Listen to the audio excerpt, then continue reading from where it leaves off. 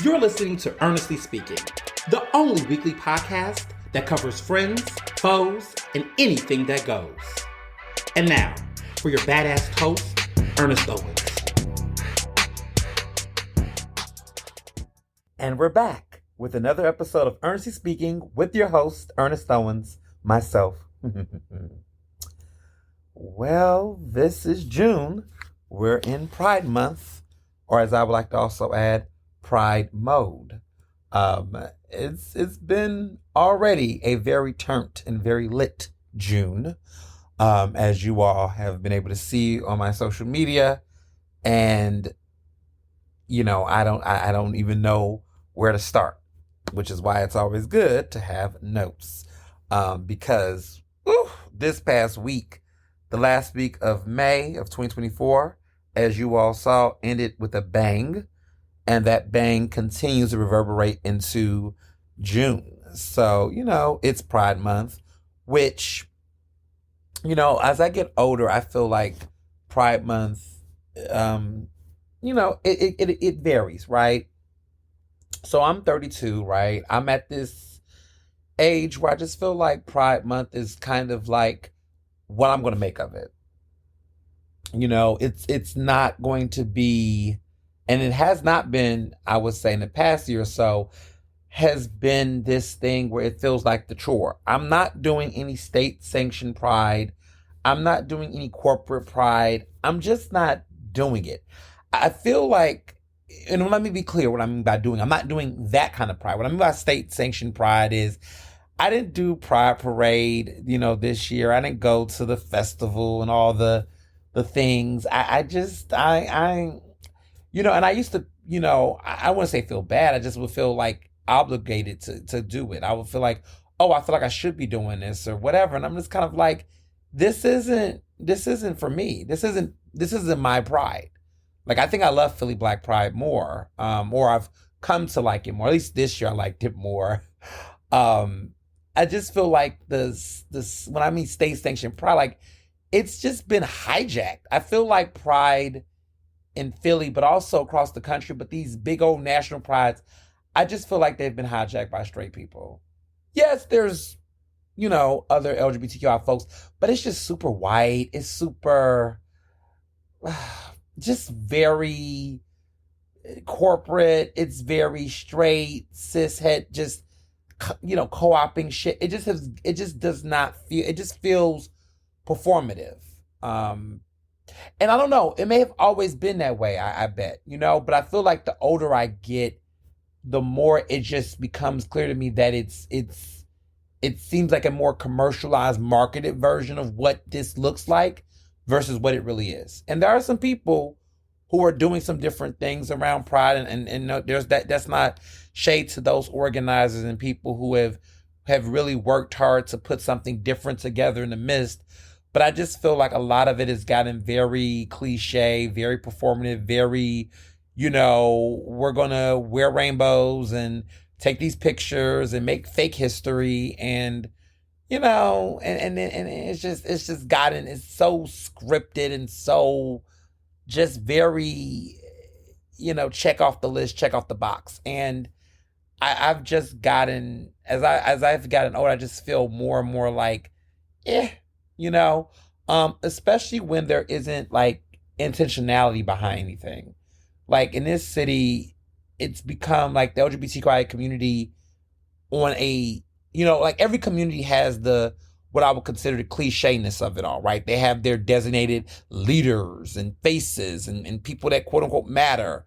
And granted, a lot of times what they put up is what is representative isn't necessarily the real face. But it's based off of political proximity. It's based off of who's gonna lie.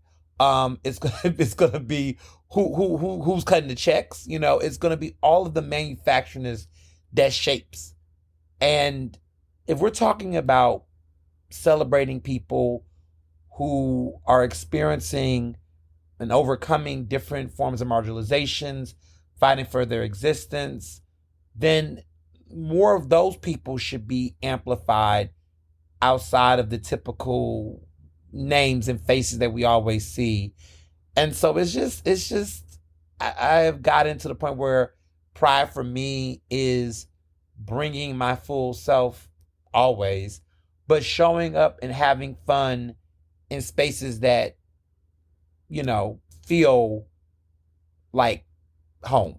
You know what I mean? Like feel safe. Feel that is where I want to be. And finding people who look like me, who understands, right? And finding them in those unique spaces. And so yeah, I did Pride Month at Roots Picnic. With I had other Black queer friends and people, and we had a good old time. It was just a vibe. And it was just interesting because like that was my weekend and I had so much fun, and it felt very, very queer at Roots Picnic, I'll say that. But it was a different feeling. It was a vibe, and it was cool. And there's stuff I'm doing all throughout the month, and it's not necessarily tinted with the big old pride banner of, this is pride. It's just doing and living up and having my own sense of fun and making it what I want it to be for me. Because I just feel like lately, pride has just gotten hijacked. That people have found the formula or the algorithm, right? And they're doing the things and I hate when people do that. Like it's like even with music artists, right? When you're a pop artist or an artist and you come out and you want to be rugged, you want to be experimental, but then you find the algorithm, right, to play it in a way to get massive attention and like, and so it's been spun that way. Like there are straight influencers that I know that went to Pride Month and was like, oh, this would be great content. Like you see us as content. Like you don't see us as people who are navigating this world, living our life, trying to be joyful. It's like everybody sees it as a thing, as a source, as a gimmick, and I just don't want to be used that way. I don't want to be used as a prop, for things. I mean, if I'm getting a chance to speak truth and use my voice, absolutely. Like I'm having speaking engagements and I'm getting booked to do different things. And I'm like, look, how we going to have this panel? We doing a panel, a for real panel, or we doing a, oh, this is cute panel? Like what kind of panel we doing? What kind of conversations around Pride Month are we doing? Because I'm not here to do everything is great. Progress is being made. Everything is better. I'm not trying to have that conversation. I'm not trying to bullshit, right? But there are folks who've, hired me and, booked me this month to have some real conversations and get some honest truths and things. I'm like, that's worth my time. And so I just think certain places, they want a different type of performance. And there are people who are getting that, what I call that pride pay. I remember those days when, it was money, it was fast money, it was quick money, and you just got on a smile, you put out the, the rainbow flag, and you said what everybody wanted to hear, and you got the money. And there's people that's going to still do that. But again, I think as you get older, you get wiser, you get more equipped, you're able to make decisions that are more in line. So I'm not shading the 26-year-old, 24-year-old who's out here trying to get connections and play the game. I get it. But for folks who, I guess, at this level of my career, or people who are in that space, a lot of us are just kind of like, nah, we're good on that. We can pass that bag. We can pass that around. We don't have to do it like that anymore. And it's a shame that it's even happening, right? That during, like for me as just a Black queer, media professional, as a journalist, as someone in this industry, as a mogul, like February and June are my busiest months as far as bookings and things. Like, I'm always booked throughout the year, but February and June, my agent's like, you got time today? Can you do this event? Because they see Black, they see gay, they say check. That's when they want to call the the queers and the they want to call the folks. The magical Negroes, that's when they want to call us. They want us in February. They want us, and people like me, you are unicorn, intersectional. They want to bring us out. And so it's an interesting time. And, I've gotten to a point where I'm not doing anything that does not align or does not support my values and my interests. I couldn't have said that many years ago. Again, we all evolve, but I'm at a place where I can say no to something and not feel bad about it, or not feel like, oh my goodness, I'm missing out on this, or ooh, I could have had this money. And I'm at a point where I can say no. There's been little campaigns. Do I want to put tea out? Well, listen, it's June, it's Prime Month. Let's spill some tea. A couple of all right. So some time ago, there was a company,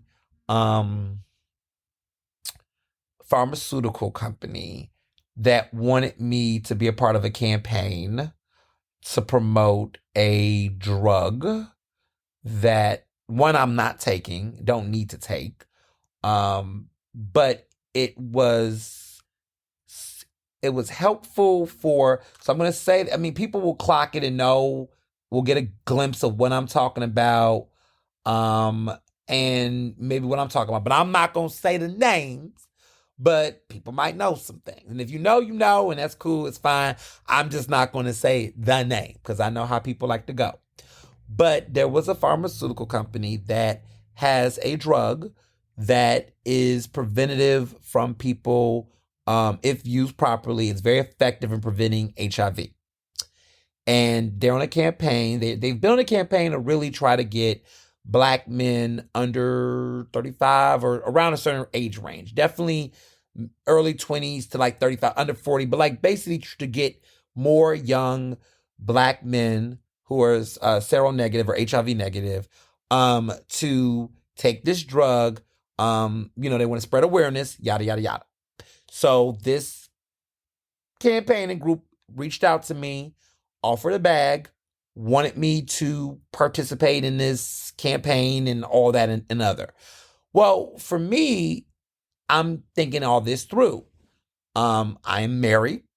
I'm in a monogamous relationship with my husband sexually. Like, I'm not doing anything with anybody else but my man.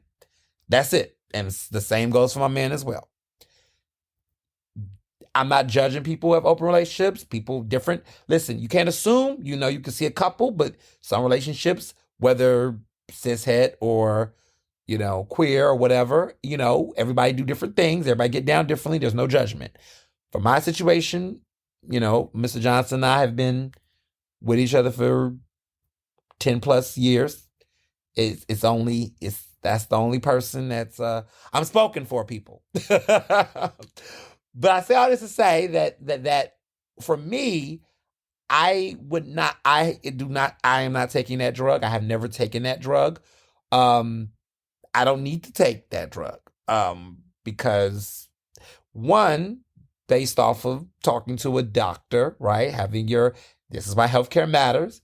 It's not necessarily for someone like myself, given my sexual activity with the person I'm with.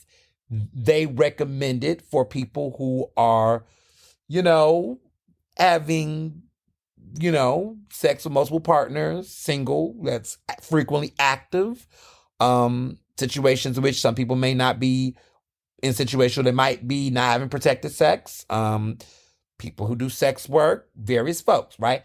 No judgment. But that particular drug would make more sense for individuals in those situations, or individuals who are sexually active with someone who might be HIV positive. It could be all of those things, right? Preventive measures, safe measures, all that is fine. For me, the drug, I'm not using it. I don't need to use it. It doesn't really have the same level of impact on me. So when I was asked about, promoting this and this opportunity, I just was like, it doesn't feel authentic for me to promote this, given that it's something that I'm not using and I wouldn't use, because it doesn't reflect my current sexual situation. They were, at the time very like, well, you are young, you're Black, you're social, like you're the face of the demographic. I'm like, but let's talk about demographic. I have the age, but I don't have the lived experience that drug is required for. And I wasn't going to go back and forth. There's no back and forth, as my good girl Rihanna recently said, when it was out that she has more diamond singles than any other artist, female artist in the industry right now, right? But there ain't no back and forth. I wasn't doing any more back and forth. That was it, and that was the wrap. But interesting enough, I saw some folks that I recognized do that campaign. They got their coin. Cute for them. But a lot of them, when I seen them out and about, chit-chatting, and you know how people in business be, I was like, oh, how was that campaign? Blah, blah, blah, blah. Oh, child, I ain't doing that. I've heard stories, blah, blah, blah, blah, blah. And I was like, okay. They was like, well, what about you? Did you market? I was like, no, I didn't do it, because for myself, it wasn't reflective. But see, that's what I mean. Like, if I tell you about a restaurant, if I tell you about a skincare product, if I tell you about something on my podcast, on my platforms, it is something that I will do, something that I like. If I don't like it, I will tell you. Or I just don't say anything about it. I try to be nice because I know my power when it comes to certain things. Certain restaurants, I'm not going to name the restaurant. I'm not going to say it's a good. If you don't hear me mention a place, then either I haven't been or I have went and I don't like it. But I'm not going to be in the business when it comes to small businesses, especially Black-owned businesses, being like, oh, this place is trash, don't go. I'm just not going to say anything about it. And sometimes people say, oh, what about that place? And I'll say, who? What? And they'll be like, some of y'all will see me out in a public event. Y'all ask me about a place and I'll be like, what? What is that? Oh, I never heard of it. And you'll peep what I'm saying. But I just will not do it. So for me, there are some people out here that influence and do different things, and they just chasing different bags. And this is like, if you don't use it, don't promote it. So for example, it was a brand. Oh my goodness. Okay. So, well, it's time to spill tea. There was a brand of a toilet tissue that there was, I guess, somewhere somebody heard. Y'all be listening to my podcast. People listen all over. But apparently I said that I use wipes. Like, I'm big on wipes. I don't use toilet tissue. I don't. I use wipes. Like, I'm a wipe addict. Cottonelle is my favorite wipe brand. I just like wipes. I like wipes so much that I literally carry wipes with me in my Telfar, if I go out in public. In the event that I need to go out. I as people know, I don't like to use public restrooms at all. There's only one public restroom I really use, which is my office. The office bathroom at Pipeline is fabulous. But if I was to need to go anywhere, I still have my Cottonelle. I like my own wipes. I'm very big on that. I don't like toilet tissue. I don't like public. I just don't. And see, some people will be messy. They'll go, why? Because listen, it doesn't matter. I have my ways. So somewhere along the line, someone heard about this and they were like, oh, wanted me to do something connected to a particular brand of wipes that I don't use. I don't use those wipes. I personally find those wipes to cause burning, and they're not comfortable for, whatever. I like my Cottonelle wipes. I like the fact that they have travel. I just like what I like. So they reached out to me, this other group, because I never said which wipes I use, but to be clear, I like Cottonelle. They just work for me. Plus, they have the ones that are flushable, good for the environment, because some of these other wipes are not good. You can't flush them. They're not meant for flushing, which is ridiculous. Anyway, so this particular brand hit me up and was like, oh, we hear like this, and da, da, da. I was like, yeah, but I don't use your product. I don't use yours. Well, you should try it. Did that many, many years ago, and but you gotta be honest, because people are looking. People, consume.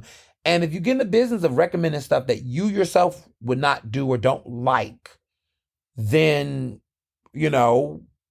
that's when people start saying, oh, you payola. Like, no one's trusting what you're bringing to the table. And there's a lot of people out here that do that. And I'm just like, I'm not doing that. So that's my new, that's my new thing that I'm gonna, hold to it. Um, that's gonna stick with me. And yeah. It's just be genuine. Just be genuine. And so for Pride Month, it's just gonna be me just doing genuine. I'm doing all kind of fun stuff all throughout the month. I'm going to some rose garden event later this month because I'm starting to open myself up to appreciating rose. I'm doing a tea time with a good friend of mine. I'm just going to different vibes that make sense. And so for all of my queer people out there that's just feeling like, oh my God, I gotta buy a Pride t-shirt. Child, buy the t-shirt or don't buy the t-shirt. You're gay. You're queer. You're all the things. You don't need to buy anybody's rainbow to let it be known. You can if you want to. You can make your own shirt. Don't feel obligated to do anything for these corporations. This rainbow capitalism shit is a mess. All these little restaurants that want to do pride specials or selling rainbow cookies and like, listen, Cake Life is a trans-owned bakery in Fishtown. I love Cake Life. I love their products. That trans bakery is incredible. They have great cookies, great cupcakes, great cakes. Everything is phenomenal there. You can support them 365. But if you want to go to Pride and support them, support them. Support Black queer-owned restaurants, right? Like Bacon. A Black queer man owns that restaurant. You can go there. You can support them. Support that business. Support, right? Gabriel has some queer-owned restaurants. Some of them are good, some of them not. Some of them shouldn't. Some of them racist. I ain't gonna be shouting at everybody. But Marcy Turney's restaurants, that's Little Nona's, that's Bud and Maryland's, that's was it Jack's Tavern. They got a little thing going over there. Darling Jack's Tavern is what it's called. And they also own Barbuzzo, I believe. Little Nona's, Barbuzzo, Bud and Maryland's. Those are some of the hits. But they own some of their restaurants. Oyster House is gay owned. Support them. Nice little situation over there. But there's plenty of restaurants like that. Like, you want to support. And shout out to them. Winkle, that's another spot. That's a cool brunch spot. Winkle's a cute brunch spot. But there's places. And so, if you're going to do it, support owned businesses in the communities. That's the same thing I say about Black History Month. Everybody want to do their own little special, let's hire a pop-up Black chef. Let's hire a soul food theme. No, just go to the folks that's in the community that need the resources. Support the organization like the William Wade Center, which you should be supporting them regardless of problem. But if you're looking for a really good nonprofit support them. Support the real. Go give your money direct to direct causes. Stop fucking around with companies. This is the one thing that annoys me, and I'm just gonna keep it 100. My pet peeve, the one thing I'm not doing this year specifically, is I'm not supporting cishet businesses that are doing shit for Pride Month where they're giving proceeds of their money to the cause. Fuck that. Just give your money directly to the cause. Us, community. Or go to a business that is already in that community, in that existence. Don't go to the middleman, because when it goes to middleman, sometimes it gets a little funny with the money. And that's just, I've seen enough. I know too much. I got to remind you all, I was an LGBTQ editor for Philadelphia Magazine from 2016 to 2019. But I did that for 3 years before I, got promoted. I know a lot of tea. That's why they don't invite me to nothing. They don't call me to come to the parades, be a grand marshal, do none of that shit. Legendary as fuck, but I don't ever get those calls because they know me. They know my mouth, but they also know I'm not with the shits when it comes to things. So they pick the same people every year. I'm not going to name names. I'm not going to throw shade, but y'all see it. And there's a reason, because there's a certain type of image, and the image will get new. They'll get new faces. Me and my good friend talk about all the time. We see little things. My good friend, Andre Carroll, who's about to be a state rep, they never was calling people like Andre and folks like that, Black people like that, myself up to be involved in things like that. But now that he's about to be an upcoming state rep, he'll get sworn in January 2025. He's going to win his general in November. He's doing his thing. They now, they want to use, they want to book him, and he's doing what we got to do. He's represented. Because I'd rather him than Malcolm Kenyatta, child. We tired of him. But, it's nice to see. But people like him been out here doing good work, been in the community. He's not new to any of this. Was doing community advocacy work before he got elected. But all of a sudden, you get the seat, then people know who you are. You see what I'm saying? He ran 2 years ago. He lost his first time he ran against Stephen Kenzie. Put up a good fight. They should have been booking him, putting him in the mix because he was a rising star. But the way the community works is they wait for a person to be the star before they do. And that always annoyed me about the community. It's like you all never see emerging talent. You always people have to prove themselves and get in this mix. I'm tired of that. Now, they want to call for little things, right? But it's always transactional. And so for the politicians that got to show up and represent, I can know it's daunting for them. Because I think about, city council member at large, Rulandall. Rulandall, been in various roles in the community. Now, I feel like she's finally getting her roses and finally getting it because she's elected, right? She made history as the first, openly gay city council member of Philadelphia. In Philadelphia, openly. Because let's be clear, John C. Anderson was a part of the community, black gay man. It was not out when he was elected. People knew about him, but he wasn't out. He didn't run as an out black gay man, but a icon nonetheless. So when you hear about the John C. Anderson building in the neighborhood, that is John C. Anderson. He was a black gay man who was a big mentor to former Mayor Michael Nutter. Fun fact. So, it's very, very, telling for various reasons. But we are here. We inspire politics. We inspire culture. Black queer people inspire a lot of things in our society. Like I was seeing a video earlier about the term mother and how everybody's saying the word mother, she's mother, she's mother. And I always knew what that term meant, but folks be out here just saying shit and don't even know where it comes from. And the Gen Zers, I'm not gonna bash too much. I don't want to be that generation that bash the generation, but just culturally, their whole aesthetic is funny to me because it's like everything's a meme, everything's a joke, everything is like just a reaction, but they don't have, and I guess maybe the pandemic played into their socialness. They're very smart, like very smart, like they read, they're smart, like they are very thoughtful and passionate about social issues, but they're not smart in a sense where they lack the context. They lack cultural context. And, I don't know if it's, look at me, I'm telling them my age, but I don't know if it's because, I don't want to assume it's because they haven't lived long enough. Because I think that's a little passive and condescending because a lot of people said that shit to me and it's like, no, that's just being a dog. And a dog is a dog, whether it's a lot of times older people will, be condescending or manipulative and gaslight to divorce themselves from accountability. I'm not doing that. I think they're very smart. My brother is a Gen Zer. I have two brothers that are Gen Zers actually. I don't think the issue is that they're dumb. I think they're very smart. I just think that their perspective of things do not allow for a cultural context, which regardless of my age, I always had cultural context because I always read things through. And so if you have cultural context, you can see evolution of something and you can also understand where the framing is on it.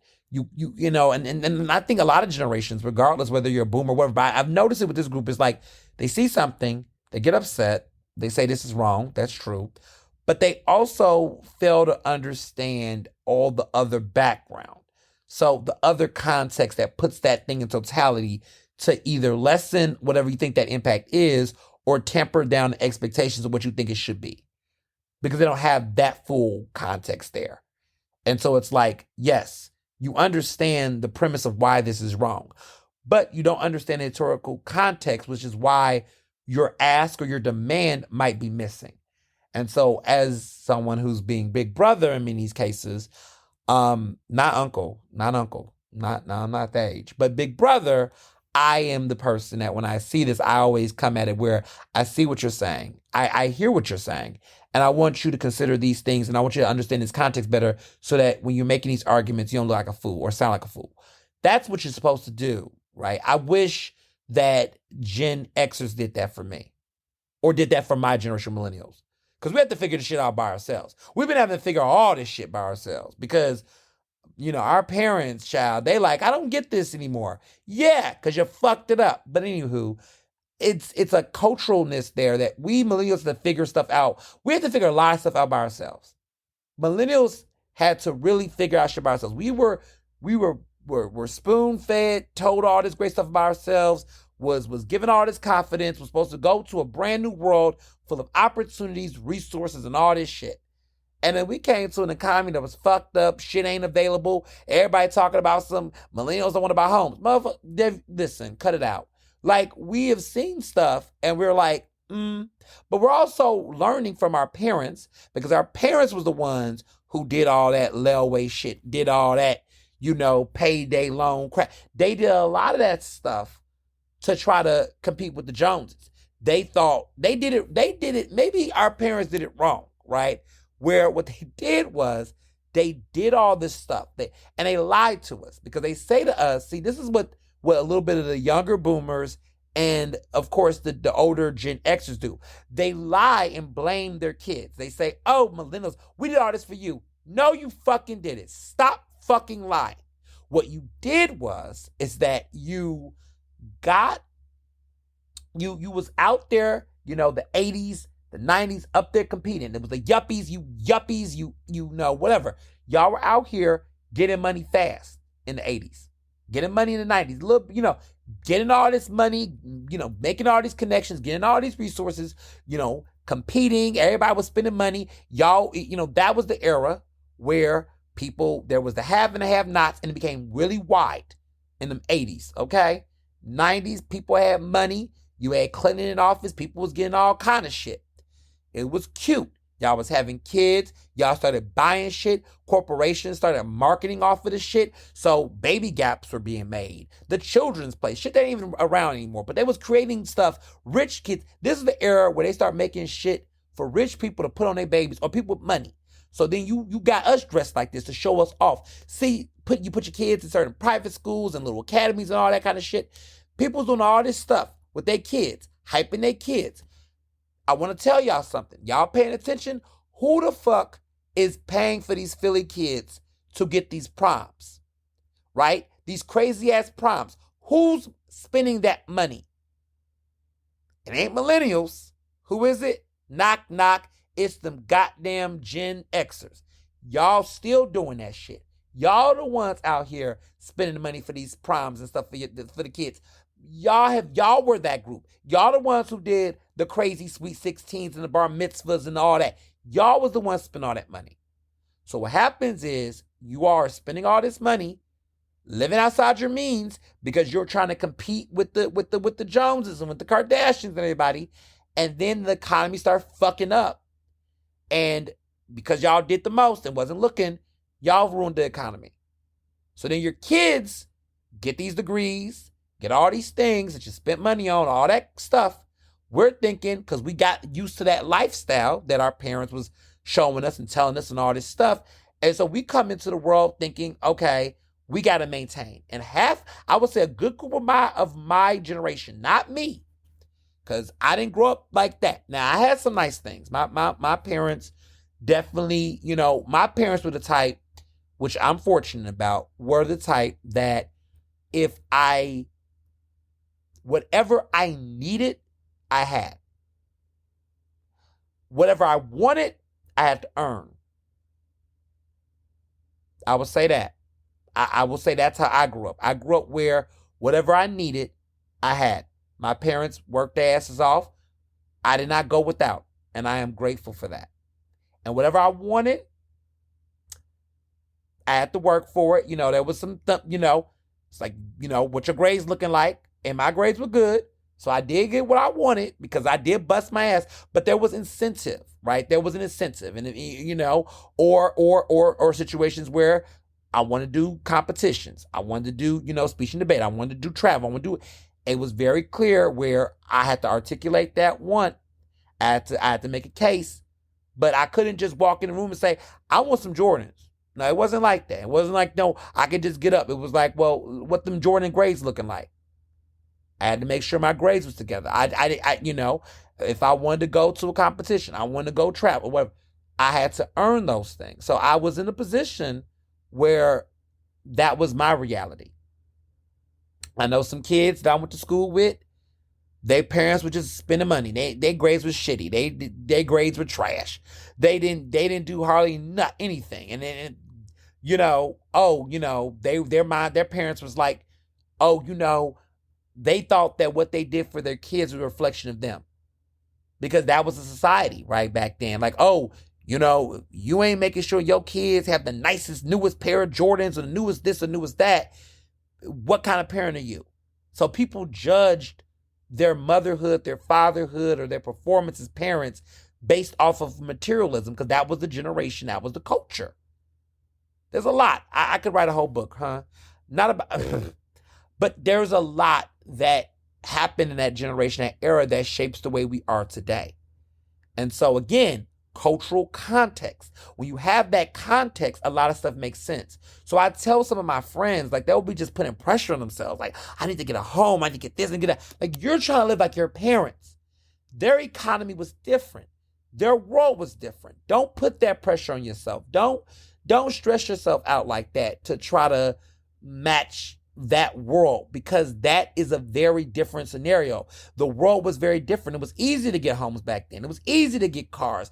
I mean, you be hearing shit like no credit, bad credit, good credit, you could get it. Like, we don't even live in that world anymore. Like, nobody is doing it like that anymore. But that was the world. People were getting scammed. People were getting fake degrees. I mean, the world was just so different, And so relax, millennials. Relax. Because we're entering a world where we were taught and promised things that we're no longer able to get today. Like the stuff that we saw our parents have, we thought the crazy part was our parents, and I'm not trying to throw shade, but our generation is so like when I think about all of the black millennials around me, we're so educated. We got degrees our parents ain't got. We got things that our parents did not get at our age level. Like, I'm saying early 30s, I got friends with master's degrees, doctorates. Our parents, none of them achieved that level at that age. If we were living with what we have now at their age back then, the world would have been so different for us. We would have been running Philadelphia. We would have been running America at the way in which we work and how we hustle. Even just our livelihoods. We don't even have kids at the same rate. Like, a lot of my friends I know now, they don't even have kids. And we're in our early 30s. Some of them have like one kid. A couple of them have like one kid. But when I think about my mom had, by my age, I think it was about 3 of us by then. But that was just the world was so different 20-something plus years ago, 30 years ago. It was just a different world. Like, I couldn't even like, at this age now, I'm like, I'm living good. But I think about, like, if I was where my parents was at, oh my goodness, y'all would have thought we were like, it just would have been a different world. Like, I can't even think about having a kid, like, right now. Not because I can't afford a kid. I just don't. I'm just like, will I have them? Like, I'm thinking all kind of thoughts. I don't know what kind of world they lived in, because I couldn't even imagine having a kid right now. Like, I'm like, how would I have the time? I'm too busy, advancing my dreams professionally. My husband, I can't even see a kid right now. And I'm like, is that normal? Because so many people older than me, like, they just, but then again, no shade. A lot of them weren't planning to have kids either. A lot of them were not out here being like, I want to have another kid. It's just shit was happening. And they learned how to make shit work. So, life is lifing, y'all. Life be lifing. But I said all to say in general that, I don't even know where I was going with that, but a lot was learned. Let me just say that. A lot was learned. And context matters, and we should all just strive to be our best selves. But yes. Speaking of pride, cakes and all, we had some lovely Cake Life cupcakes this week celebrating our good friend, Mr. Joe Hamilton. We did it, Joe. Go, Joe. 32. Okay, 32, Dr. Parks' fiance. Yes. For those who don't know, she's taken. She's still taken. But he had a lovely birthday. He turned 32, and we had a good old time. It was just a great vibe. Lots of fun libations and cheersing and all that great jazz. They had a lovely dinner at Steak 48 this weekend, where jokes was made about women talking about tricking their men and then tricking on their men. And then they saw the bill and realized, actually, this is not a lifestyle they can maintain. But no, Joe had a really great birthday. It was great to celebrate with him. We had really great cupcakes, and he got some wings from Wingstop, and they were lit. I haven't had Wingstop in a minute, but those wings were lit. And we were catching up on some good TV, watching the good old days, watching J-Lo music videos because J-Lo's tour got canceled, which is not a surprise to me. But we was just watching, going down memory lane and watching old videos from J-Lo. And I just want people to understand, like, I get we cracking jokes on J-Lo. I don't know her, hee hee ha ha. But again, Gen Zers, listen, J-Lo didn't sing all her songs. We know that. Ashanti did. The hood knows. But J-Lo was that girl in the early 2000s. We're not going to play J-Lo. I was looking at old videos. Love Don't Cost a Thing. Iconic video. That's an iconic video. J-Lo had a moment. J-Lo was a moment. And we got to stop playing J-Lo. I mean, J-Lo's old days. J-Lo today, absolutely. The girl ain't had a hit in I don't know how many years. I think last time J-Lo really had a hit was Dance on the Floor. On the Floor with Pitbull, that was a hit. Okay? That was a smash. You play that right now, it's a party up in here. I love that song. But after that, the other J-Lo songs since then, I don't remember them. I don't recall them. I don't want to hear them. I don't have no interest in any of them. But J-Lo was a moment. But again, people like to play J-Lo. But we went down memory lane, watched old J-Lo videos, Destiny's Child, Bootylicious, Access Granted, where Total Access. Remember when MTV used to do that, Access Granted, do little music videos, and BT did them too, and they watched the video. That was era. That was the era. People had budgets. There was a thing called A&R. We don't even know. But you don't even know what A&R is, right? Some of my younger listeners. But that was an era. We just had it well. And everyone's been talking lately about, there's been these conversations about why does it like millennials are aging backwards and Gen Zers look older? You know why? Because we wasn't doing too much to our fucking face when we was growing up. I hear stories about young teenagers using Botox or fillers or retinol. What are you doing? What are you doing? Leave your face alone. See, millennials, when we was growing up, when we was younger, if you had a mole or some type of decolorization or something, you rocked that shit. You was just look, that's your look. And you learned how to embrace your face, okay? You learned how to embrace what you had going for you. These kids, child, every time something, the stuff I see online, I'm like, why are you using retinol? I use a concentrate serum with a little bit of retinol, barely, but a little something every blue moon before I go to bed or something. But, I'm 32. I'm about to be 33. I'm looking at people that's I'm hearing people using retinol at 18. What are you doing? What? It's crazy. But they're just doing too much. There's an obsession with perfection. Everything has to be a look, an aesthetic. And you know what it is? These kids got ruined by the internet.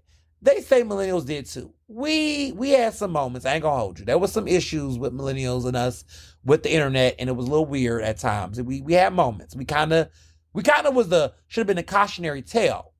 And then we finally got over that shit. We just started deactivating. You could catch a couple minutes. They be like, I ain't on Facebook. I'm like, you ain't on Facebook? Some of us done logged off on some shit because the shit was too much. But these young, they're just everything. Everything's it's over the top. It's too much. But No, shit be going on. It be going on. But his birthday was just great. We were just looking at throwbacks, just looking over the years, the good old days, having good times. But it was just nice to celebrate Joe. Um, I also did a special this past week, the girls' night out, with my good old girl Amber, who we did this Instagram live video together earlier this week. And you all were very tuned in. It was a fun little project. She hit me up and wanted to do it IG live, and it was very creative, and she put a lot of thought into it, and it was very fun, and it was just a great time. So for all of you all who was on IG last Wednesday and turned up with me and Amber, it was dope. And follow her. She makes really great content, fun stuff. She's really fun and full of life, and she's very creative on it. She's very listen, y'all saw me do reels. I don't even do reels. She had me do 2 reels in a week. I said, that's dedication. I feel like I'm fun. People love me on reels. People think I'm fun with it. I'm like, I think I am, but I'm just at a point where I'm not doing anything more than what I need to do or the things I want to do per se. I just, sometimes I'm fresh out of learning new things. I'm just some stuff, I'm just I just don't have the patience to put any additional labor into things that either A, I'm not making money off of, B, it's not necessary demand or in requirement of what I need to do the things I need to do to succeed. So I'm just kind of look, TikTok might go away. If TikTok goes away, child, I wasn't on it like that. Had a couple of hits on TikTok, but TikTok too much. TikTok crazy. Reels in general, I'm just too much video, too much. I'm gonna give y'all these pictures. I'm gonna tell y'all to swipe through. And that's what y'all getting. And y'all love it. Y'all love it. My over 15,000 Instagram followers. Let me be clear. Real Instagram followers. Y'all love it. Y'all live for it. Y'all comment. Y'all give me with my likes. All that other stuff, I just a lot of labor. I'm working smarter, not harder in 2024 and beyond. So it was fun though. But she's making great content and she's got a vibe. She knows she's new. I believe she's a Gen Zer. She's fairly young. But she's doing great work, and it's fun to see how she continues to progress. Had a lovely lunch with my good Judy Sierra, which y'all know her as Sarah Eats Eggs on social. Sarah and I have known each other for years, so some of y'all was like, "Oh, I see you hang out with these influencers." Sarah and I used to work together. She used to work at Philadelphia Magazine before she ended up doing other type of strategic communication, social media strategy work. She does a lot of great stuff. She's a pro. She's not an influencer. I mean, she's an influencer, I guess now you would call her that. But she knows that. What she do, how she creates content, this is a trained, skilled person. She did not wake up one day and just be like, I'm just going to make random videos. She knows how to make that content. She's done it for various campaigns and other things. She knows her shit. So how she's been able to now evolve into doing these cool things with her accounts and her social media is remarkable, and she's dope. We had tea. We went to Stir at the museum, the Philadelphia Museum of Art, which was pretty dope. Mary Cassett, who's this famed, beloved painter, she has a new exhibition there, and they have a new menu at Stir. That's a tasting. There's a tea tasting situation. If you want to do tea, which is really cool. And actually has a lunch tasting that they have. That's 6 courses, very fancy. And it's all inspired by the legendary Mary Cassett. And so if you have not been to Philadelphia Museum of Art, I highly recommend you check out that collection. Very nice paintings, very, very floral, very, very much so spring, summertime energy. Very fun, fascinating. And just that Stir restaurant in there is one of my favorite. I believe it's one of the most underrated spots in Philly. They have a really great chef, really great menu. And I think because it's in the museum, a lot of people don't think about going there or don't understand how really good it is. They're doing some really dope shit in there. And so if you can make a cute, wonderful Saturday, Friday afternoon lunch and museum vibe with a friend or somebody, highly recommend it. So yeah, we love Stir a lot. What else did I do? It has been a week, and I know what y'all want to talk about. We're going to talk about it, as you can see in the title of this show. But I wanted to talk about date night, Friday night. Mr. Johnson and I we went to At the Table, BYOB. Again, we went early in January, and I had gave it away reviews. I'm back to tell you that it continues to be impressive. The chef there, Chef Alex Hardy, does some really great work as always. They have a new tasting menu with a few familiar favorites. Everything, they love caviar there, which I love that for them, and I love it for myself. I love it for us there. But they're just their seafood. They have really great seafood. They have really great oysters. Their oyster collection is divine. I did a wine tasting there that was with the tasting menu that was really phenomenal. What I like about them is that their white wines are really good. I don't really drink white wine, as you all know, but the white wine that they had at that tasting was very, very good. Very clean. It was very clean. It was I had several glasses. It was a mix of reds and whites. Their reds were just, I mean, my God, I could drink that all day. But the white wines they had were really clean, very good. It was not it just was very, it just worked with the food. We were having seafood, so I didn't want to be too feisty. I did enjoy the whites with the seafood. I mean, I think that pairing was what made it work because it was very seafood focused, but there were also some meats too. But that was great. They just know what they're doing at the table. It's in Wayne, so it's a little distance. If you're gonna do the wine tasting, I do recommend Ubering. That's what we did because it don't listen. You're gonna walk. You're gonna feel a good buzz. You're gonna feel it. Don't even drink and drive. Don't even play yourself going at the table. If you're going at the table, you need to Uber it to the table because there's no need to pretend to drive unless you have somebody who just do not drink. I don't recommend it. Don't drink and drive. I mean, you should not. It's against the law. But don't even play. Don't even be like, oh, I can have a drink or two and be buzzed. I'll be all right. Don't play with it. Uber there. But it is worth the Uber ride. It is worth it. It's a perfect, this is romantic. This is date night. It's giving date night. It's giving a lot of things. It's also a BYOB. Even though I haven't done BYOB there, because normally I do the wine pairings. But it is BYOB. And what's crazy about their BYOB is that there's a state store right across the street. So one of the cool things I saw at the table is I saw people who literally realized, oh shit, it's a BYOB. And they didn't even feel bad because they just said, hold on, baby, get water. I'm going to go across the street to the state store. It's like literally across the street. They went there, would get their bottles, and then would come back to us. I saw a couple people do that. So everybody making money. The restaurant's making money. The state store is making money across the street. It's a good, like, that is genius. To literally have a BYOB right next to a state store. Whoever thought about that was just smart. I feel like all BYOBs should literally be right next to state stores. Like, there's a couple I know, like in Old City, there's a state store over there, and there was a BYOB in that area. I forget which place. I mean, I don't even know if it's still open.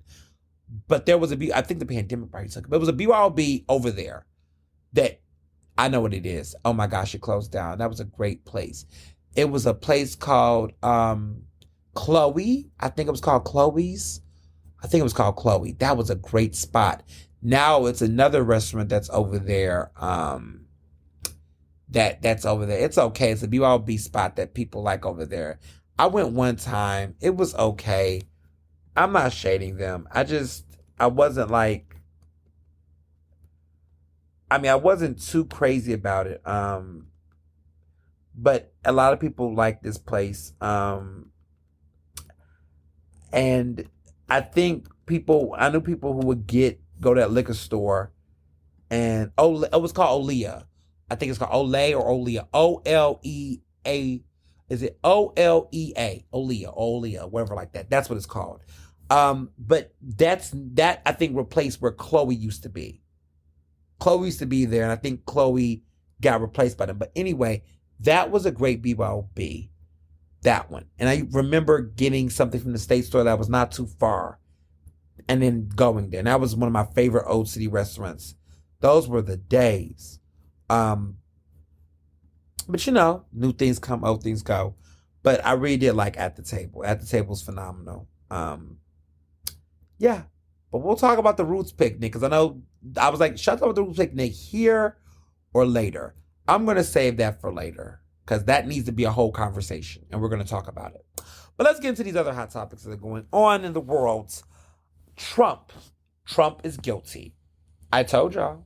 I said it. I told you that he was going to be found guilty for this crime. Trump was found guilty on all 34 counts. Okay? It's not a joke. It's not a joke. Wake up. Wake up, people. They got him. Okay? And, you know, there's been lots of conversations that's been had. Lots of gossip. Lots of people, gasping, whispering, gossiping about, what does this mean? Here's the facts. And facts matter. Because a lot of people's been sleeping on these facts. People have been asking questions like, well, what does this mean? What is Trump going to do? And, first of all, Trump is a guilty man. Trump will be sentenced. He's going to be sentenced. This is a wrap for him. He did a lot of things that created, a lot of stuff. He really put himself in. He put himself in a predicament that is brought on him. And he's going to be, he's going to have to be held accountable. So I believe July 11th, he'll be sentenced. To be clear, everybody, I don't think this man is going to go to prison. I don't think he's going to get locked up. I'm not even going to, we're not going to do that. I'm not even going to entertain it. The man's not going to jail. I mean, anything can happen, but don't get your hopes up high. I mean, he could, but I highly doubt it, right? So questions that y'all have been having, and I've been making sure I share this, and this is from the New York Times. Can he vote after his conviction? They say it depends on his sentence, but there's a good chance the answer is no. Because Trump is registered to vote in Florida, and people convicted of felonies are disenfranchised there. Okay, now some of y'all might have heard some things, right? Most felons in Florida regain their voting rights, but that's after they complete their full sentence, including parole or probation, and pay all of their fines and fees. Now, depending on what the sentence is that Trump gets, Trump may not have time to complete it before Election Day. So if he does not whatever the sentence is, whatever that is, it could be probation, it could be a lot of things. Whatever the hell it is, right? It's going to be up in the air. The question is going to be up in the air whether or not he can be able to complete it and do what he needs to do. So there's a lot of stuff that is on the table, and people need to just be mindful about, what that looks like for him, what that reality. So don't even get your hopes up too high. Other things that need to be said, because I know these questions do come up. Can the Republican Party, replace him on the ticket? Look, this is what the sources are saying, right? Now that Trump has secured a majority of delegates, the party has no mechanism to nominate somebody else. I mean, he's got it. He's got the Republican nomination, right? Under their official convention rules, if a delegate tries to support someone other than the person the primary results bound them to, quote, such support shall not be recognized. Nor have top Republicans showing interest in another nominee. Let me be very clear. The party ain't gonna take him off the ticket, y'all. If he was forced to withdraw from the race after the convention, party leaders could replace him then. Okay? They considered doing so in 2016 after the whole Access Hollywood tape where he talked about grabbing a woman's genitals, grab her by the pussy. They did think about doing it. But again, this is highly unlikely given how vigorously the party has circled the wagons around them. It ain't happening, people. Let that go too. And then lastly, this question that people still keep asking, can Trump still run after conviction? The answer is easy. Yes, he's going to run. He still can run. The Constitution sets very few eligibility requirements for presidents. At the end of the day, you must be at least 35 years old. So no, I cannot run for president right now. I can't go against him. Don't ask me. You have to be a natural-born citizen, and you have to have lived in the United States for at least 14 years. Check, check, check. Okay? There are no limitations based on character or criminal records. So if you an asshole, you can run for president. Clearly, Trump was a racist, sexist pig, right? And he ran for president and he won. Okay? Criminal record, at this point, no other presidential candidate in our lifetime, okay, has had a a fucking felony, okay, and has run for president. But this is an unprecedented president in unprecedented times.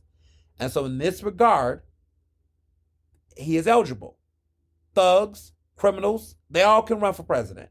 Racists, rapists, they can all run for president, okay? While some states prohibit felons from running for state and local offices, okay, let's be clear, some places do it when it comes for state and local offices. But these laws do not apply to federal offices. So Trump knows how to play his game. So some of you all have been saying to me in the DMs, some of y'all get in my DMs. Sometimes that'll be annoying me. I ain't gonna hold y'all. Sometimes y'all be overwhelming me. Like, relax. But sometimes there'll just be these questions like, just Google. Because I'm not a hotline girl. Like, I'm not somebody who's on IG waiting for you all to ask me okay, let me just say this. I just want people to know, one, that when you have thousands upon thousands of followers that are engaged followers, like my followers are engaged. Like some people got a bunch of followers, but no engagement. No shade. But some people be having a lot of followers. Like, is there any engagement? Are those people real? Are they bots? Listen, I say over here, this is a no bot zone. We ain't got no fake followers. So when I post something, people react, people engage, people comment, people DM, people react, people overshare, people screenshot. Like, it's a thing, right? And so when I post something, please understand that if it's something that you really could find yourself, please do. Because it's always a mound, like a beehive swap of people that will react and respond and ask questions and ask things. It's never just you. Boo-boo. It's never you. It's like 5 or 10 of you, 15 sometimes. It'd be hell a lot. With Trump, it was, child, that shit. I just put my phone down, y'all. I just let that shit vibrate on my back like it was a massager. Like, and that's why I don't like to touch Trump too much, because Trump just has that effect with people. I don't know. It just brings things out of people. And people like to emotionally dump. People like to and I just be like, leave me alone. Sorry. Listen. It's just sometimes the questions can be a lot because people will just expect, and I try to be considerate and engage. And so what I try to do when I do notice a barrage of the same questions, which I'm just kind of like, I will find a great credible source that can say the things that I would say, and I just point people to that and say, here you go. Don't debate me. Don't what if me. If you just want to drink, how you meet people where you telling them something and it's actually a good thing, it's a positive sign, but they try so hard to ask questions that are just self-deprecating. That's when I just say, fuck off. Sorry, but I don't know the better way to say it. So like, let's say, for example, you see somebody. True story. I had this experience. It didn't go down exactly like this, but it was similar. Saw someone. I said, oh my goodness, I like your dress. It's really nice. Oh, thank you. It's all right. It's okay. I just got it from some place. I spent $5. Child, look like $500. Like, I wouldn't even know. It looks very nice. I guess. I was going to wear this pink dress. Like, fuck it. Don't take the compliment. Fuck it. The dress is ugly. Like, I just feel like, what? I don't know. But I just feel like when it came to this Trump thing, somebody was just like, I put Trump's convicted. There's some things going. Well, he can still run, right? Yes, he can, but he will not be able to vote for himself. But I heard that in Florida, I said, well, legally he cannot. Well, I guess. This is good news, but he can still win anyway. Fuck it. He's going to win anyway if that's the way you fucking think. He's not going to win anyway. But still, what the fuck do you want from me? I have moments, y'all, where personally I'm just like, what the fuck? Like, put some pep in your step. Like, what are you doing? It's just, I don't know. I don't know what people want. I just sometimes feel like you got something else going on. I'm not the person to hear it. Because for me, on my good friend Joe's birthday, it was a good day. Okay? It was a good day. It was a good Thursday. I remember where I was when I heard that news. I was actually, funny enough, I was at a bar, which is one of my favorite bars in the city. They did a tasting because Art in the Age, y'all, is coming back. If you all are really like into liquor and spirits and bar culture, if you know what Art in the Age is, if you know what it is, it's coming back. Now, they're coming back in a very different way, sidebar. Went to that tasting. It was dope. They are coming back in a different way. They fell out with Liberty. I think it's called Liberty Distilling. They're beefing. Listen, you didn't hear from me. The tea is hot. But Art in the Age, those owners are beefing with Liberty Distilling. There was a falling out with those two owners, because basically that when a liquor license got pulled or whatever the hell happened with the liquor license, well, basically so Art in the Age is a spot that had a liquor license through a relationship in connection with Liberty Distilling. Liberty Distilling allegedly, according to sources from the other side, pulled that liquor license and just told them, listen, you all don't have a liquor license. We're shutting off relations. And basically it just collapsed. Like Art in the Age had to shut down operations immediately because literally the whole basis of that place was based off of that relationship. So they sold the liquor there. They did bartending there. They did drinks and it was a very fun place. Very cool place. They had books on bartending. It was a very great place for folks who love spirits, love bartending, love mixology. It was a beautiful place. And it was very focused on like bourbons and whiskeys and things like that. So I really loved that place a lot. Well, months later, they got their stuff together. They're working out some cool relationships. They're doing some collaborations with restaurants and bars. They're coming back, and I'm happy about it. So they re-announced their launch on Thursday about their comeback, and I went to celebrate with them and tried their new cocktails and fun stuff. And when I walked out there, I went to Glossier. I had to pick up something. Shout out to Glossier, that lovely lip gloss that kept my lips popping. I don't really do gloss that often. I love my little kills, but that Glossier, they got a new Glossier. It is in Rittenhouse. It is on that Walnut Strip. I forget what store they replaced, but it's a cute little store, and they got all the cute little glosses and lip balms, all that stuff. But I had a good little time with it. It was, got a little, try my little stuff. Wore it to Roots Picnic. I was giving a look. I was here for it. So, yeah, really, really loved the Glossier. Very, very fun. Glossier was popping. The lips were popping. But while I was getting them for my lips popping, I remember getting a notification to my phone that the verdict was in. We didn't know what the verdict was yet. We just knew the verdict was in. I remember being around some annoying ass that I can't stand dooming ass people. I don't like self-deprecating people. I think that's my pet peeve. I don't like self-deprecating.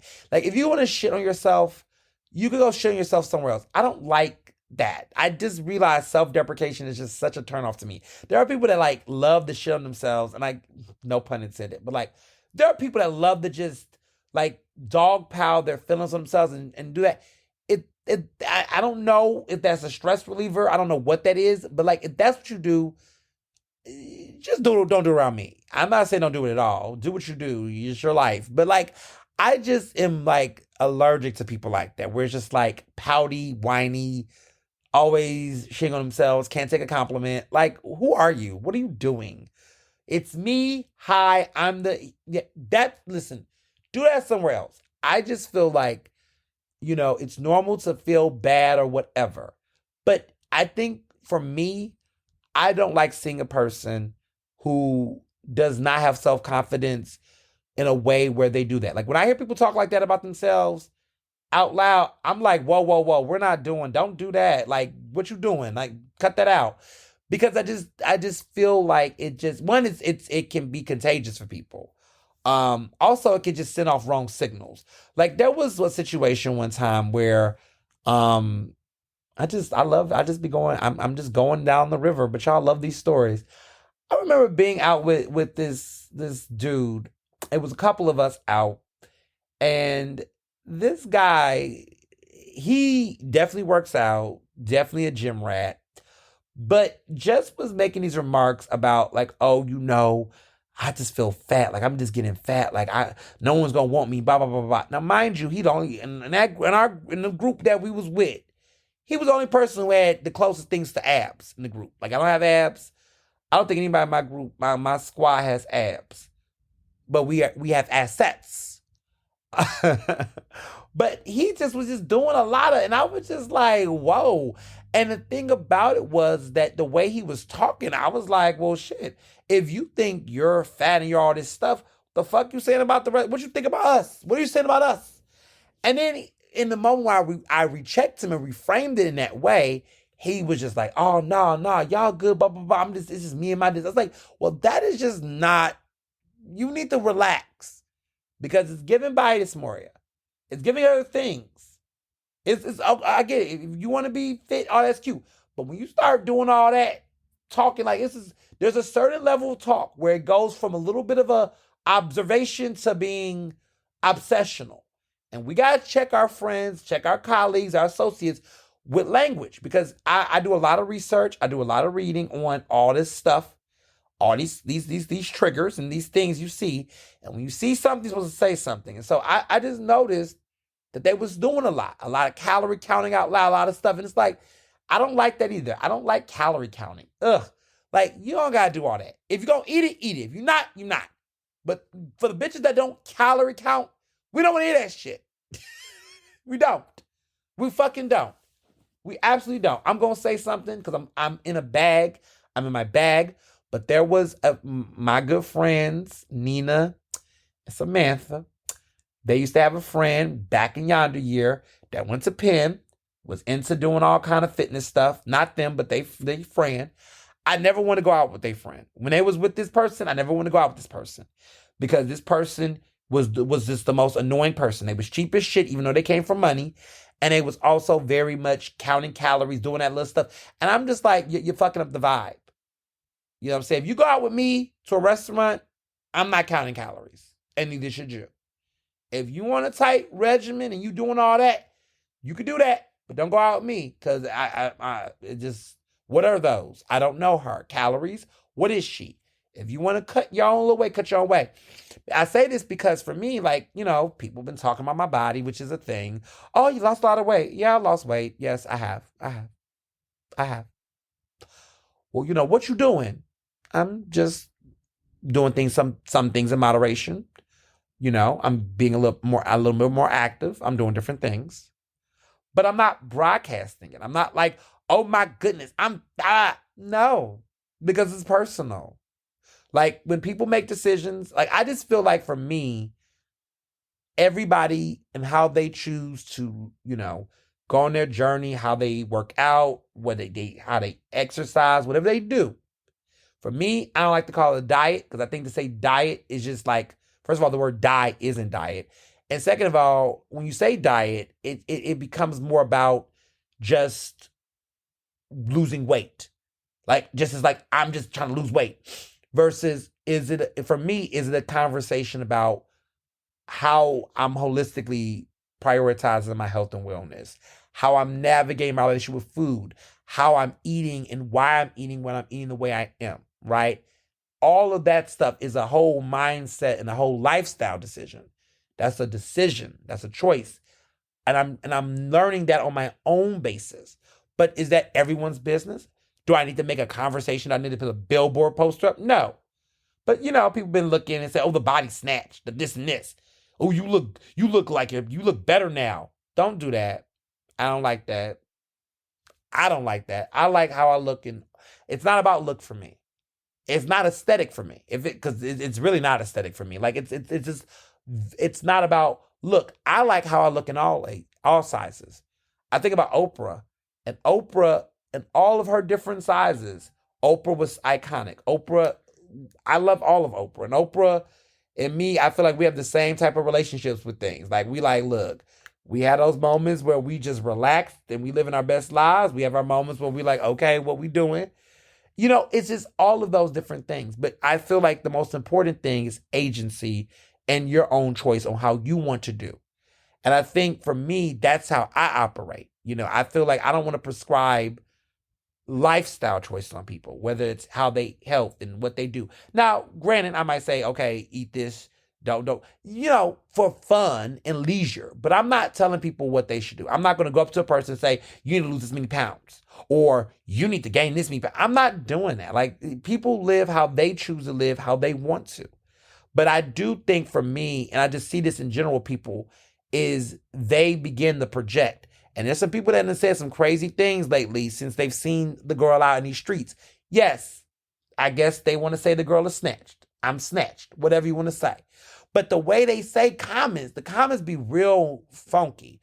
Oh, you losing weight. Oh, your body this or this and this and this. And oh my goodness, like, what gym you going? Who's your trainer? I'm like, what trainer? I don't have a trainer. I might be oversharing. For me, I just need to just move out more. Everybody's got different metabolisms. I was just the type that just need to get around and move around more. But everybody's different, right? Some people might need a trainer. There's no judgment there. Then people do other shit like, oh my goodness, like, you got an Ozempic hookup. Don't be disrespectful. Not judging people that use Ozempic, because there are people who are diabetic. There are people who have, conditions in which they need to use that, and that will help them. I'm not judging people that do Ozempic. That's not my story. But again, I'm not trying to, I just think people need to stop projecting. Like, let people be. Let people live. Let people live. Don't be self-deprecating. And so I digress. But, Trump's a guilty man. That's for sure. We know. We're going to see how this is going to impact this campaign. We'll find out. We'll stay alert. But I do want to make a note of something very important. A black man did this. Okay? Manhattan District Attorney Alvin Bragg put a lot on the line to pull these charges up on Trump. People thought he was being petty. People tried to say it was a political move. People was really dragging him up and down, making these comments about, questioning whether this was politically motivated, whether he was doing this for various reasons. Was there any success in this? And yada, yada, yada. Well, he did it. Okay? And the jury agreed with him. Okay? Trump had his day in court. Trump had a lawyer. Trump spent tons of money to defend himself, his team, and it worked. They not feeling him. The jury did not. And it makes me wonder now that if these other cases would have came about, could Trump been found guilty for those things? I'm willing to bet he would have. But the delays. But I'm just saying, if you pay attention, Letitia James, okay, the AG of New York, a big one. You got Fannie. You over there, the state attorney general, whatever. You got Fannie Willis or whatever. You got Fannie. You got all these people who are black. These are 2 black women and a black man that are leading the charge on Trump. That's all I'm going to say. Black people are going to get it though. Now, there's other prosecutors and other folks that are not black involved.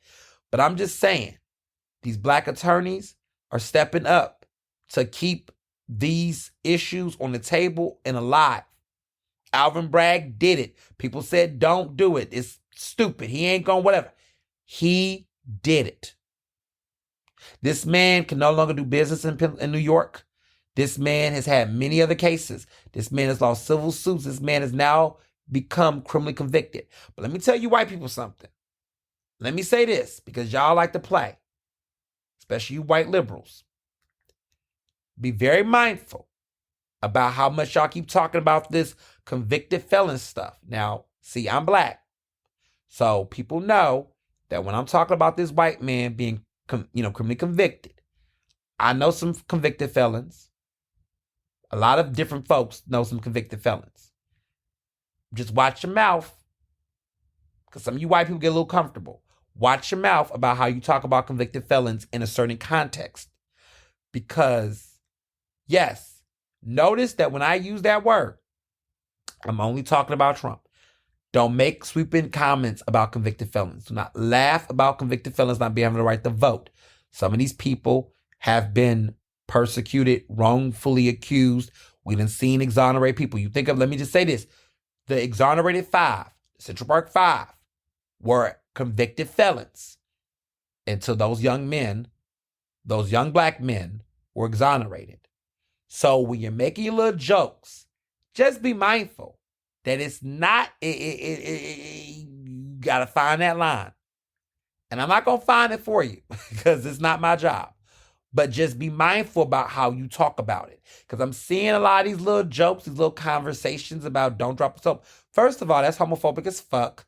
Second of all, that man's not going to prison. But third of all, why are we making, like, I just also feel like prison jokes and certain things, right? I don't care. This is why I had the issue with the Jasmine Crockett situation. Again, nobody wants to hear what I have to say about that because I get it, butch body, all that. Y'all want to laugh and whatever. But to me, it was like, but if the comment was made to the other side, right, we'll be calling it transphobic. We'll be saying it's body shame. It's not okay. I just feel like I need adults to be adults, right? Just because Trump is a toddler don't mean y'all get to be preschoolers. We all got to get to a point where somebody got to be an adult in the room when it comes to some of this shit. There's better ways to fight these battles. There's better ways to make the points. To me, the point is that this is a man who said lock her up, and this man could be potentially down the road locked up. This is a man that called Joe Biden crooked Joe Biden, but you're the only one who's been charged for corruption.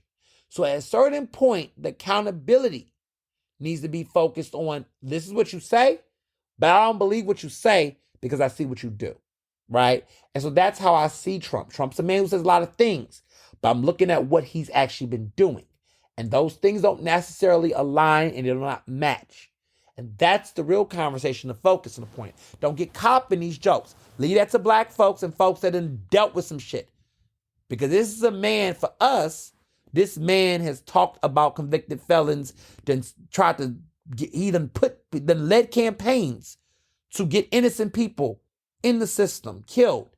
This is a man who talked about law and order, restoring order, but this is a thug that did what he did on January 6th. This is the man who did the shit he's doing. Now he's a convicted felon. Like, this is the shit he's done.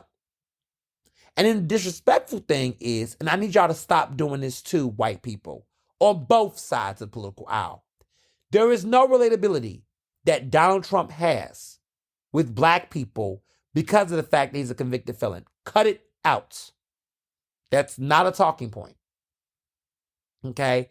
There's no relatability. People who support Trump, regardless of whether they're white, black, Latinx, Asian, or whatever, okay, they support that man because they're thinking about their own personal self-interests. They have their own beliefs that align with his beliefs on women, on people of color, on LGBTQI individuals, on immigrants. They share those same views. That is our ideology. Ideology, in many ways, can be colorblind when it serves agendas that match the bias of individuals. Let me bring that shit the fuck back. Confirmation bias is real, people. And so I say all that to say that if you're in a position where you are, keep trying to make these parallels, stop it. There was a really great guy who was on Abby Phillip. He was talking to Abby Phillip about the recent, Biden and all that. And he had just made it clear. He said, look, there's a small number. So smart. He said, there's going to be a small number of some black men who, he said a small number. And I really appreciate how he was like, look, there will be a few of those people who might take interest in Trump for various reasons, but the vast majority do not. And that's accurate, right? And I think that's what annoys me with some of my folks I talked about with politics. They look at Charlamagne the God, and I'm like, this is so insulting because this man does not speak.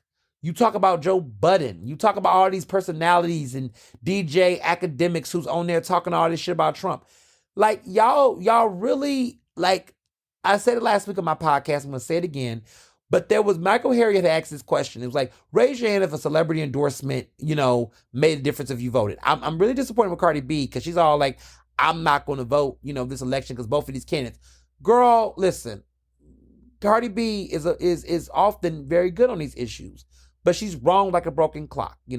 Sometimes the clock just don't be right. But this is a celebrity situation because at the end of the day, wealth is wealth. Rich people are going to rich people. She has money. Whether Trump's in office or Biden's in office again, she's going to still make money. Not one time in these presidencies, think about it, that Beyonce got richer. Jay-Z got richer.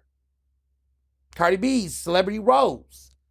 These people continue to make more money and be more fabulous, more famous, and got even more money throughout the Bush era, throughout the Obama era, throughout Trump, throughout Biden. Like, they've been progressing.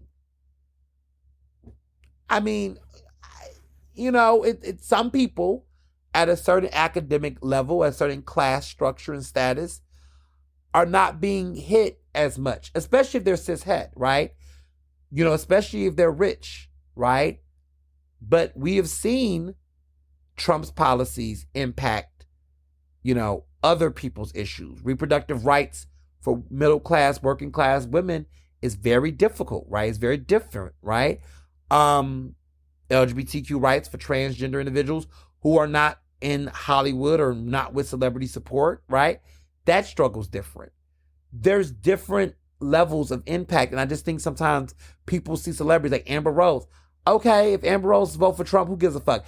Whoever goes to Amber Rose for any political motivation. Like, we put too much weight on celebrity endorsements altogether. They don't really mean shit when it comes to it. Like, I don't know anybody who's like, I'm going to vote for this person because of this person. I just don't know why we get, and the crazy part is the smart people get mad, right, at this stuff. Are you just disappointed in a celebrity? You can. Like, I'm disappointed in Cardi B saying this shit. I just think the shit is just not a good thing to say. But I don't think Cardi B is going to make the decision on whether or not I vote or not. And I don't think young people collectively are making their decision. Like, these young people are smart. Like I said, Gen Zers are smart. They will tell you. I read a really great piece in the Washington Post recently about TikTokers and young influencers on TikTok, and this guy named Khalil, who's so brilliant. Oh my God, I love Khalil. This young black influencer. I think he's at Yale, and he's also does historical things. I think his name is Khalil Green. But this guy is so smart. Like, very nice guy. He's an influencer, but he is an influencer on smart shit. He doesn't just sell products and things. He's putting out great information on TikTok and on Instagram and things, and very, very, very, very smart. And he just talks about issues. Well, in the Washington Post piece that just came out last week, he was talking about how the White House don't invite him to anything anymore, and a couple other people, because he's been speaking out, in favor of Palestine, been very critical of what's been going on in Palestine and what's been going on with the Israeli. People have argued that the word war just seems politically incorrect. The conflict, arguably some people say the genocide, right? But what's going on right now in the Middle East, a lot of young people that have these platforms are being critical about that or asking questions. And they're also saying, people like Khalil and others are like, look, if they're asking me to come and just take pictures, I'm not coming down there for a photo op. I'm not doing that. But if you invite me to come ask some tough questions, sure. And so they've been speaking about how they've been being invited, influencers, all these young people have been invited to all this little stuff. And they're at a point where they're like, look, I'm not going if it's on some bullshit. Which brings me to my next topic, which is Joe Biden and Kamala Harris in Philly. Last week, they was in Philly. They went to Girard College. This is the second time Biden's been in that area in the past couple of weeks. They've been making multiple trips. Now, a lot of y'all been asking me, why is Biden coming to Philly a lot? I have the answer to that. I'm not telling you until you read a special bombshell story. You all are the first to know this is coming out. The only people that know about this are you. Listen to this podcast. I have a big story coming out in Philadelphia Magazine for the July issue in print. Will go out online at the end of this month, but will be in the July issue of Philadelphia Magazine. You're going to want to read it. It is about the Biden campaign. I have been following the Biden campaign in Philadelphia for several months. Weeks, months, both. And I have an assessment about what's been going on, why things have been the way they are. I'm not going to give all the details because I want you all to read this wonderful piece. I took a lot of time. I interviewed some heavy hitters. I interviewed some people close to this campaign. I've interviewed some people that's not a part of this campaign. I interviewed some very interesting voices. And there's going to be some names you're going to be like, woo, you got this person? It is really, really good. But it's going to explain a lot about why Biden is in Philly and what's going on with this election. So, I always I always be working behind the scenes. See, I've gotten better, real G's moving silence like lasagna when it comes to certain things. But this piece is big. I took a lot of time to really flesh it out, to interview, to really, I don't want to talk too much. But what I will say is that I was fair. And I also was responsible, because I want to be clear. I want to be clear that, I know how I'm voting on November 5th. And you can be critical about something, but you don't want to, present something to be hopeless and helpless, because it isn't. As long as we got days in the year, at the end of the day got to end. But I want to be clear that it's a very nuanced piece. Read it and learn. So back to my larger point around all of this with the campaigns. So the thing for me when it comes to the whole, they're launching their Black voters for Biden-Harris situation. They have Austin Davis as one of the co-chairs on the initiative to get Biden elected again, and Kamala.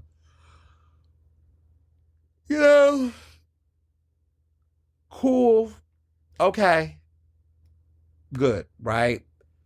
The problem is, and like I say with young people, what I say to young people is that young people really, are big about getting different, they want to ask questions. The way they vote is not the way that, they want to ask questions. The people want to know things. They want to ask questions. They want to be in the mix. And they're not taking this shit. Like, so they don't get, so what we heard in this story, the Washington Post story, was like, these people have not been invited to the White House ever since they've been a little bit more critical. They haven't been invited to anything. Like the Biden campaign, Harris campaign, these people are like literally only electing super fans, like super fans. And I think that's the wrong approach. I've been hearing stories about who they've been inviting to these events. So this event that happened in Philly last week was Black voters. This campaign is being launched. Lieutenant Governor Austin Davis is a part of it because he's Black. And this is this new movement. Now, it's an initiative to get people to come out, vote for, support him. I get it. That's great. But what I need people to understand is that a lot of this stuff is feeling very manufactured. And I guess I shouldn't be too surprised because politicians do manufacture things. But it's getting to a point where it's like,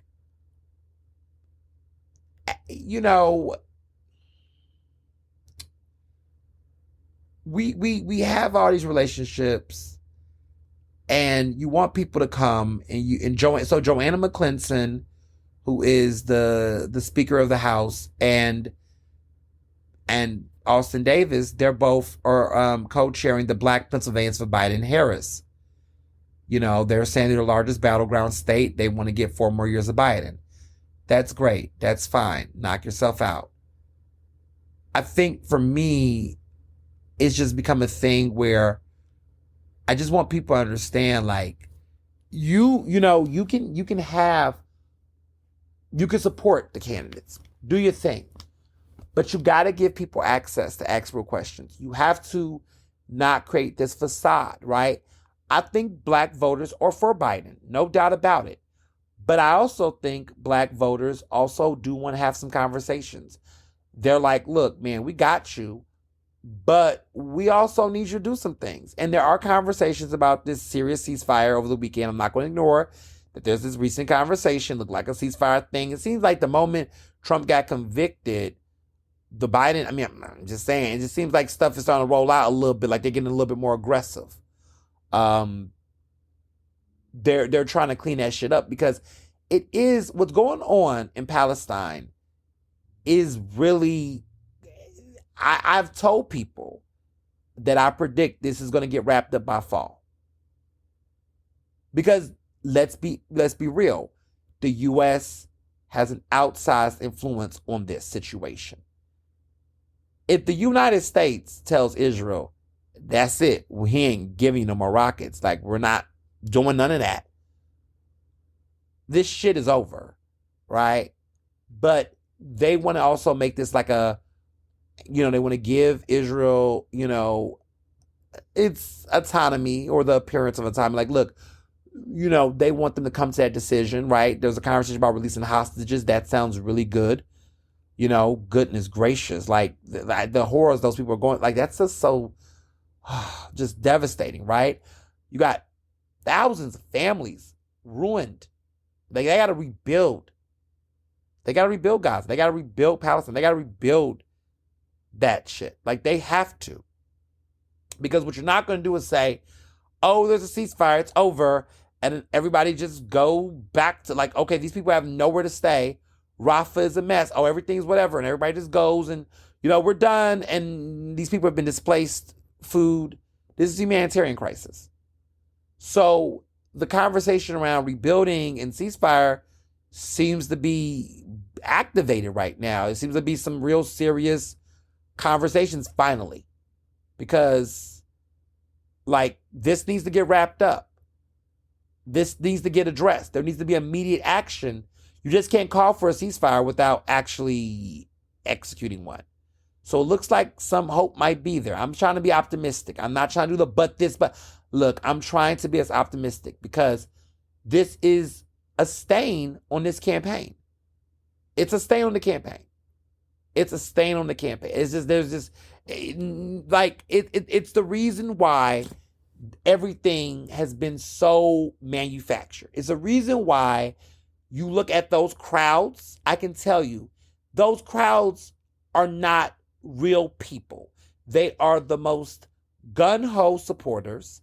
The audience is elected officials, ward leaders, committee people, and their quote-unquote VIPs, the donors, the socialites. They don't want Ernest Owens in that room. They don't. Who want to play with Nikki? Who wants to play with Nikki? I'm joking. They don't want me in that room. They don't want me in that room. They don't want me in there because I'm going to be asking questions. And I've let those campaign people know because I've asked questions.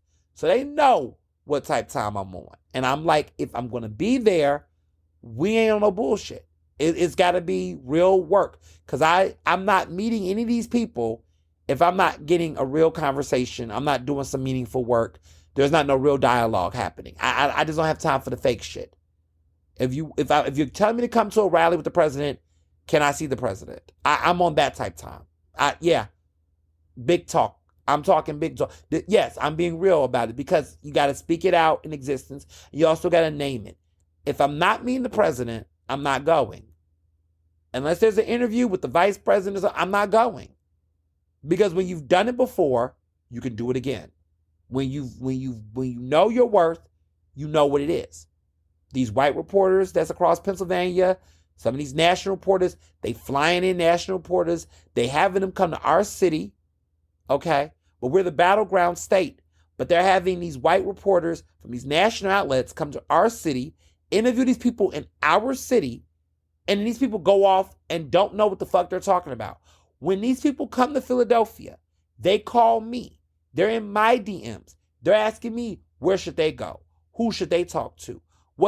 I'm doing their assignment. I feel like I'm an assignment fucking editor. I'm like, well, damn it, shit. What, am I your producer? Your producer sent you here? You don't know what the fuck you're going? Listen, anywhere I've ever covered, any neighborhood, any block I've been to, best believe I took the time to do my research. I took the time to really do the work. You call another reporter to ask you how to do your job. The TV people always do that. And I don't have an issue with local TV outlets, right? Because we're all in this together. We're family, right? Any black journalist in Philadelphia that is part of Philadelphia Association of Black Journalists, you best believe I'm going to look out for you.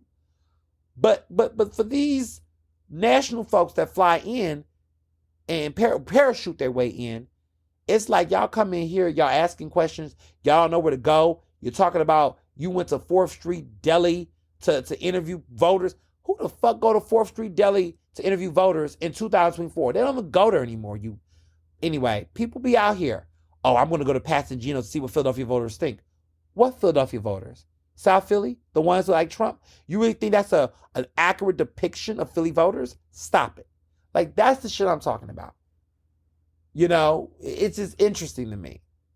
So I'm the one telling people to go to Jim's West. Oops. Yeah, I did that. I'm the one telling people to go to Jim's West. I'm the one telling people to go to certain places.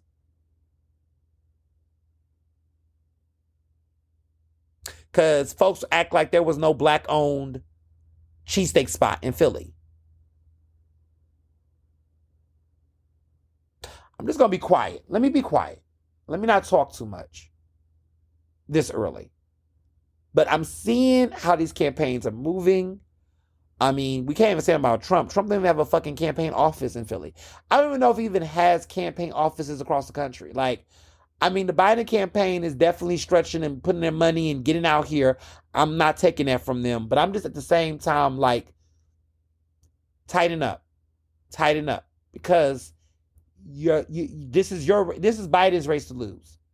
Like I said before, Biden is going to win. I do believe in the end, Biden will win. I feel like I have that hope. I'm going to have that hope. I don't want to hear that. I don't know. Because what the fuck you going to do if Trump wins? What the fuck you going to do? Exactly. The people that's like playing the whole Trump could win again, what you going to do, right? You're going to go to work. You're going to still work. You're going to live your life. Yeah, because the stakes ain't really that hard for you. Because if it is, you want to keep talking about you think Trump going to fucking win. Because if you think Trump going to win, anybody you know that's going to vote for Trump, you should be fixing. I don't know anybody in my network that's voting for Trump. If you know people that's voting for Trump, get the fuck out of my face and go get them. Together. Like, I don't get it. I don't know anybody who's voting for Trump. Anybody I know that's voting for Trump, I don't know. Like, they're not in my proximity. They're not in my phone. I don't have anybody in my phone on my Facebook friends list that has told me. Anybody who's told me they're supporting Trump, they're not in my world. Because they've already would have heard it from me. But I don't know. I don't have any friends that I have to have any awkward conversations. Any family members I gotta have any awkward conversations. I don't know those people. I don't know who those people are. But some of y'all do. And y'all go, ooh, I don't know. I don't blah blah blah blah blah blah blah. I don't know. But don't talk to me about, oh, I'm worried about this. I think Trump's gonna win. If you're predicting Trump's gonna win and it's June and you're white and you're somebody who knows a bunch of people that supporting Trump, you need to be courageous because you're sounding comfortable right now. Because anybody I know that's supporting Trump in my own orbit, I don't know anyone, but if I did, I'd be like, where, huh, what? I don't play those games. But see, black people do that. That's what black voters do. Even the ones that say they're supporting Trump, we be like, I don't fuck with them no more. I don't support them anymore. Like, we just be cutting them off. We be like, unfollow. Amber Rose, saw her at the Grammys a year ago. Thought she was nice. She was acting like she was pro-women, all this stuff. Now she supports Trump, unfollow, clown her. They clowning her. That's what we do. We do that with our own. Y'all be over here, oh, separation, art and artists, da-da-da. No, we don't do that over here. We don't. That's just me. What do I know? But we're going to follow the Trump, we're going to follow this Trump drama. We're going to follow what's going on with the Biden campaign. We're going to follow all this. Because this summer looks like it's going to be hot. Because y'all know this month, the debate is happening between the first presidential debate between Trump and Biden is happening later this year. This month, This month, and there's going to be another one, I believe, later in the summer or early fall. I think the last one's going to be like in September is what they're hoping for. But there's going to be one in June. I'm looking forward to it. So stay tuned for that debate. In Philly, we're about to be 2 weeks, this Thursday and next week, I believe. Yeah, I think it is next week. Yep. next week, next Thursday, not this upcoming Thursday, is going to be the grand finale, season finale of Philadelphia City Council Live. You know, the year, the city government calendar year is it ends, the fiscal year for the city ends with the budget, the grand budget. So this upcoming Thursday and next Thursday is the big budget talks. All the conversation around the city budget, you know, Mayor Parker's budget, her goals, her financial goals, city council's goals, their priorities. We're gonna find out about the funding. Stuff is starting to wrap up. The big shenanigan, the big finale is we're gonna figure out, city council member Jeffrey Young, who we've been talking about for the past couple of weeks on this podcast. He just recently called to subpoena the mayor. Well, I thought, he got married last weekend. Congratulations to him on his nuptials. I thought he was going to be on honeymoon this past Thursday, and I thought he was going to be able to come to council, but he showed up. His honeymoon was a little bit shorter. He showed up to council, and he held that proposal to subpoena the mayor. I don't know if he's going to let go to hold. He may call for a vote next week, but it might be a situation where he might, he might, hold it and have conversations and put this away. I really hope that this subpoena doesn't happen for the mayor, because quite frankly, I feel like it's an abuse of city council's powers in this situation. I don't think a hearing and all that needs to happen for this. I think there needs to be a conversation between two leaders. The mayor needs to have a conversation with, council member Young. They need to sit down, have a conversation, hash some things out, get real about the details, and let it be. And some people just need to accept the decision the mayor has made. Now, they can disagree about the protocol and the way it went, but at the end of the day, you're not about to sit here and punish a black woman who's been in office for less than 6 months over a policy, over taking an initiative about an issue that so many people in the city want to be addressed. And it's the hypocrisy, like I keep saying, is that everybody want to talk about something. Don't bring Kensington over to my neighborhood. If you think all the people in Kensington or the people who are been afflicted by this opioid epidemic, if you think those people who's been struggling with addiction, who's been dealing with these issues, are all Kensington residents, shut the fuck up and stop lying. What we know to be true is that the reason why the mayor is trying to provide resources and triage centers and spread this out is to really get all of the concentration in Kensington.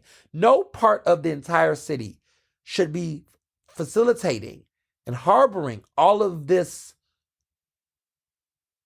human decay. Like, people are being really, there's killings happening out there. There's deaths. It's a crisis. No area should deal with that by itself. This should be a citywide issue.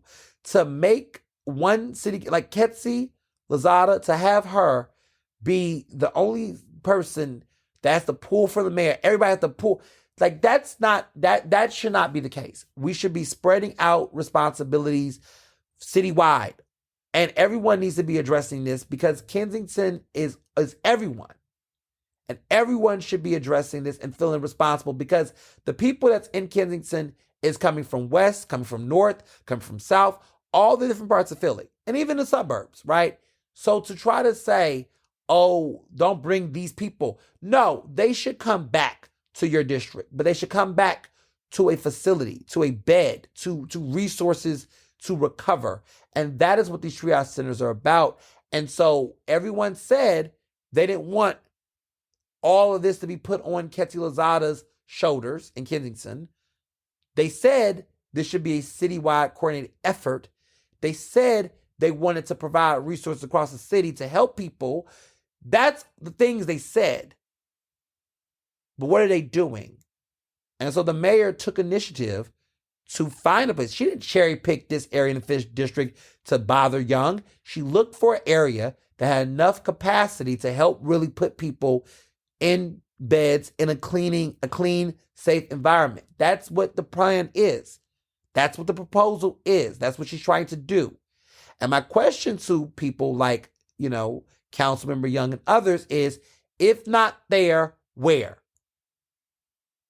And how do you plan to address this issue if you don't like that the mayor is putting a triage center? Where else? Because the issue is all of these people who was the not in my neighborhoods, right? Those people did all that, the NIMBYs or whatever they call themselves. All these people had all this talk about, Sherelle's going to let them die and not do anything. And she's trying to do something. And now the conversation is, you're worried about your neighborhood. You're about this. Oh, okay. So you really don't like safe injection sites, And to be clear, she's not putting a safe injection site in these neighborhoods. But these people was talking all this talk about safe injection sites, save lives. But a lot of these people did not want this shit in their own neighborhoods. So the hypocrisy is coming out. And, I just hope that her and Councilmember Young have a conversation that does not require all of this showy, media, thirsty ass subpoena hearings and calling. Like that's just too much. That's the shit that annoys Philadelphians about city government. It's like seeing elected officials waste precious paper, time, and resources pulling stunts. People want work. People want actual change and implemental, not even immediate change. Implemental is getting, incremental, all that shit. That's getting a little over. But people want immediate reaction, immediate changes, and stuff that's thoughtful and thorough. These little fast, quick stunts that's going to get you on the front cover of the paper and get you some articles. It's just so tired.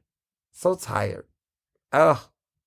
I can see why people are leaving city government, getting over city government. I'll just say that. But you guys still vote. So that's that. So this segment is a combination of both. Because the most asked question this week, this is Ask Ernest, but it's also a part of the show. The number one question you all asked me, what did I think? How was my Roots picnic? How was my first Roots picnic? It was some variation of how was the Roots picnic. It was literally the Ask Ernest question of the weekend. Probably the most questions I've had this year. Like, that was the question. You all didn't want to ask about anything else. This was the question. So, for clarity, for some of y'all, I didn't say I was not going to the Roots picnic because I just wanted to cancel the Roots picnic. I said I was not going to the Roots picnic last year because Dave Chappelle was there. And if you all remember that episode when I talked about this, I don't support transphobes, I don't support homophobes, I don't support people like that. So I did not go because I felt like at that time, with all the shit Dave Chappelle did, to give Dave Chappelle a platform to potentially make the same harmful jokes and remarks was a problem. Now, Dave Chappelle performed somewhere else hidden, apparently, some other bullshit. He performed somewhere, took people's cell phones. It was a whole thing last year when he came. Like, it was very, top secret, and it was all these antics. It was all this stuff to basically, he's scared. Dave is scared of a camera coming out and catching his ass. Like, he's very, taking cell phones, all that. Like, dude, if you can't stand by your jokes with or without a camera, you shouldn't be making them. I mean, that's how I feel. People will argue, oh, maybe he was doing a comedy special. He ain't doing no comedy special, child. It is what it is. I just don't get. You gotta take cameras down. But we're talking about censorship. I mean, I would feel like, anyway, interesting. That's all I will say. Interesting. So, So, because he wasn't coming this year, and because they cleared some shit out, we were invited again. Lip Brothers was invited to go. Lip Brothers showed up. Lip Brothers turned up. We were in VIP. We had a good time. So we're going to get to the good, the bad, and the ugly. The good. The good was, I love the food. The vendors were good. I enjoyed the vendors across the board with the food. Now, I know some of the vendors, so vendors was nice. They was hooking me up. They was giving the girls some free samples, some bites and some stuff. But I really did think the vendors were very good. I enjoyed the food vendors. Bacon was there. Shout out to Bacon. Down North Pizza was there. Shout out to Down North Pizza. Federal Donuts. Old Brother was there. A lot of good vendors were there. I will say the vendors that they had for food was good. I mean, prices, I mean, I didn't see prices because I was, the girl was, I was having a good time. But I felt like overall I did like, they had little trends. They had some really good black vendors. I really appreciated it.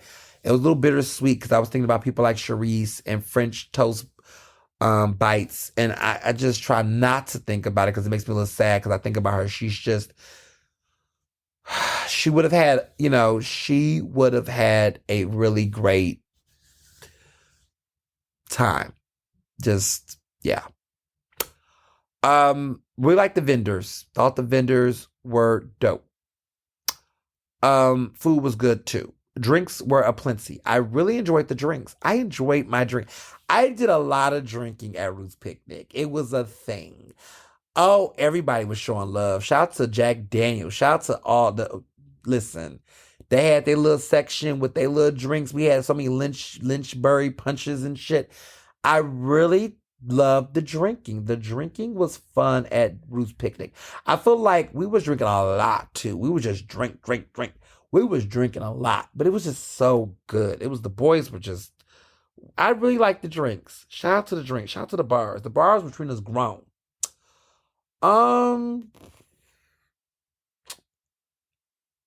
Performances. Sexy Red. Sexy Red was everything. I want to be clear. To some of you all, this might sound like a shock, but I like to have a good old ratchet time. I fully understand the allure of Sexy Red. I understand it. I was getting it early, but to see her on stage, I was front row. We was in a pavilion. I was front row with the Liberal. We was at the front row. We was touching the bars. We was right in front of that stage. She saw us. She was giving us love. We was hyping her up. I lost my breath. I was singing. I enjoy her. What I enjoy about Sexy Red, and I want to be very clear about this about her, and why I think she's an enigma, is that this is a woman who does not take herself seriously.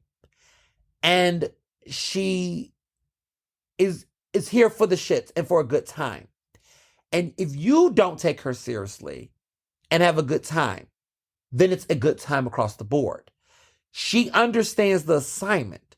She's not trying to be Meg Thee Stallion. She doesn't want to be Cardi B. That's not who she is. There are people my age that have went to high school. We know a girl like Sexy Red. I know a girl like Sexy Red. I went to a high school with a girl like Sexy Red. My best friend, Jamarcus, went to Jack Yates. I went to Elsick High School. He knows a girl like Sexy Red. We all know a Sexy Red in our lives. Seeing her on stage, you're cheerleading your niece. You're cheerleading your cousin. I know that girl. And that girl knows me. There's a thing there, and I can't explain it. But it's just, she's being herself. And she's having a good time.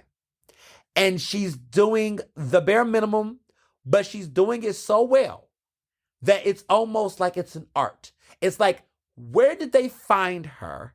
Because she's doing it so fucking well. And it's not even a cosplay. Like, it's not even a mimic. Like, there's people that pretend to be Sexy Red. There are artists that are trying to be Sexy Red, and they're trying too hard. And I don't like it because I know the real. That's a real girl. She's from St. Louis. That is a real person. And she's having fun like a real girl like that would be. And it's so enjoyable because she's having a good fucking time. She's a rock star. She's having fun. Will she be around in 5 years? I don't fucking know. And I don't think she fucking cares. But she is the moment. And the moment is Sexy Red. I jammed out to all those songs. I love them I danced. I yelled. I didn't even film most of it on my phone because I wanted to be in the moment. So that's why some of y'all didn't see that many clips, because it was a moment and I was letting loose. It was the most fun, like concert fun I've had in years at a festival. I don't really do festivals, right? I just really don't. Like, I'm not a festival person. I'll get to some of that in a minute with some of my reviews when we get to the bad and we get to the ugly.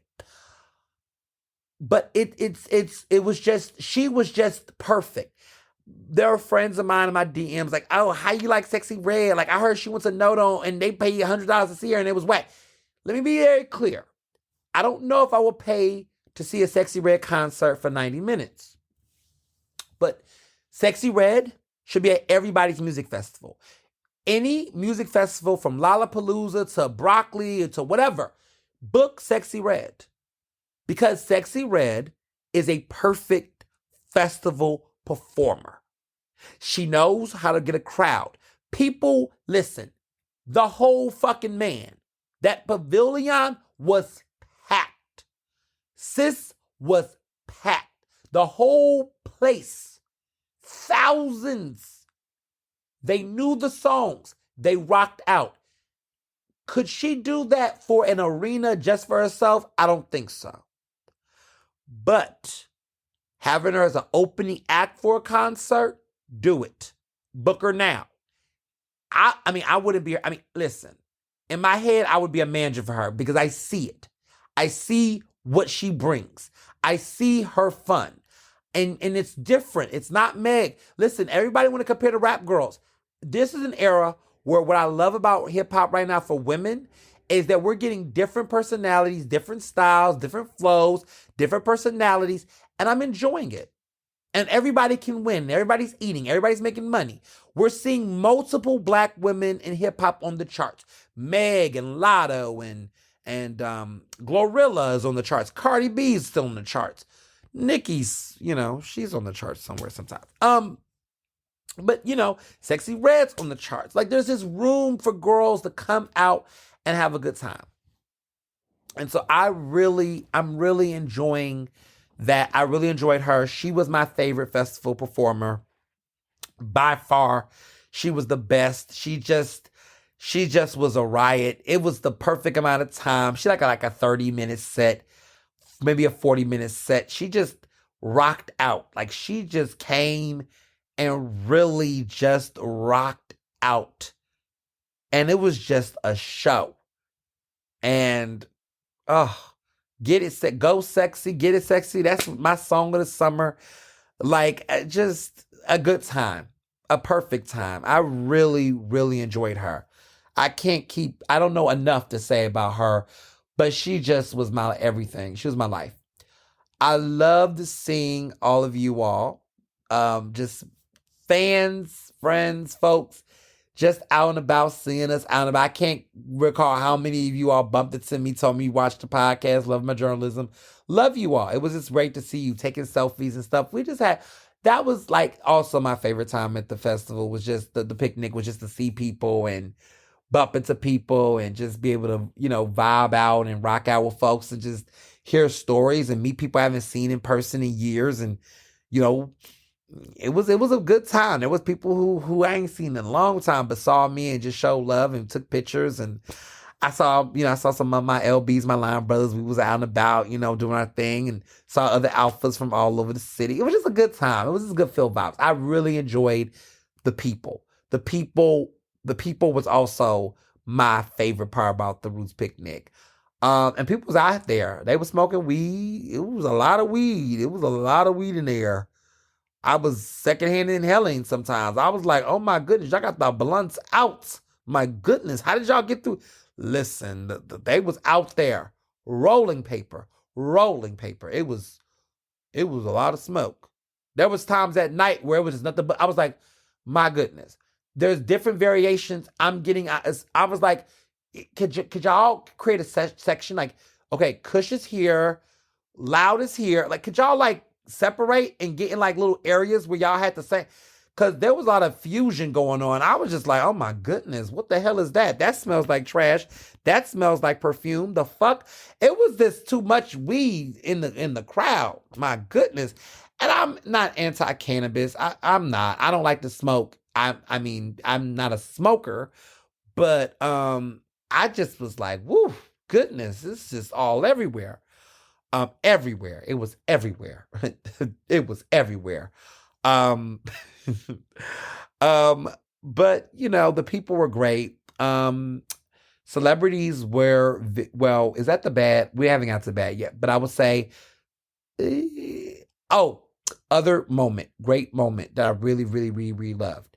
I got to meet Questlove, which was awesome. I've been wanting to see Questlove many times. And every time there was opportunity to see Questlove, I never got a chance to see him. So that was on my bucket list. Like, I'm like, I should see this man. Like, I have some feeling. Now, I'm at a point now where after I saw Oprah, everybody else is like, if I see him, I see him. But like, I was like, I need to see Questlove. Like, I would love to see this guy. He's like a Philly legend. Like, I want to get to see him. I got to see him. I don't know if he's vegan all the way, but he's been doing this new thing with foods where he's got a brand with foods and things. He's got a cheesesteak. He had the best vegan cheesesteak I ever tasted in my entire life. It was so good that actually I didn't even realize it was vegan until like I had the second one, until I took a picture and realized what it was. But I was eating it, but it was so good. It was light. It was okay. So he collaborated with I'm gonna butcher them because I don't drink beer, but Stoles a tourist, whatever it's called. I don't even drink it. I went to that beer event, which I tried some of their beer. Their beer's not bad. Y'all know I don't drink beer, but that beer was not bad. I don't know if I'm getting older and my taste buds are evolving, but I used to never not be able to drink beer. Like, I used to hate beer. But that Stolas one or whatever it was cute. She's classy. She was smooth. It was cute. Again, I will never drink beer. If there's always another option than beer, I will drink that. But because we was out, when I was with the Lit Brothers, we was all out, they were only serving that beer and water. And I was drinking my water, of course. But they had that beer. And I must say, that beer was not bad. It wasn't bad. It was cute. It was not bad, I will say. I don't really drink beer, but that beer was good. So they had that. They had the cheesesteaks. They had kale, all this. But there was a private VIP, like, little tasting situation. It was like a diner theme look. It was all decked out. There were some badass legendary culinary legends. Ange Baraka was up in there, who owns Kempar. It was also the lovely one who owns Jezebel. I think it's Jennifer Karanga. She was there from Jezebel's in West Philly, which is dope. She was there. It was like a nice little, like, the legends out.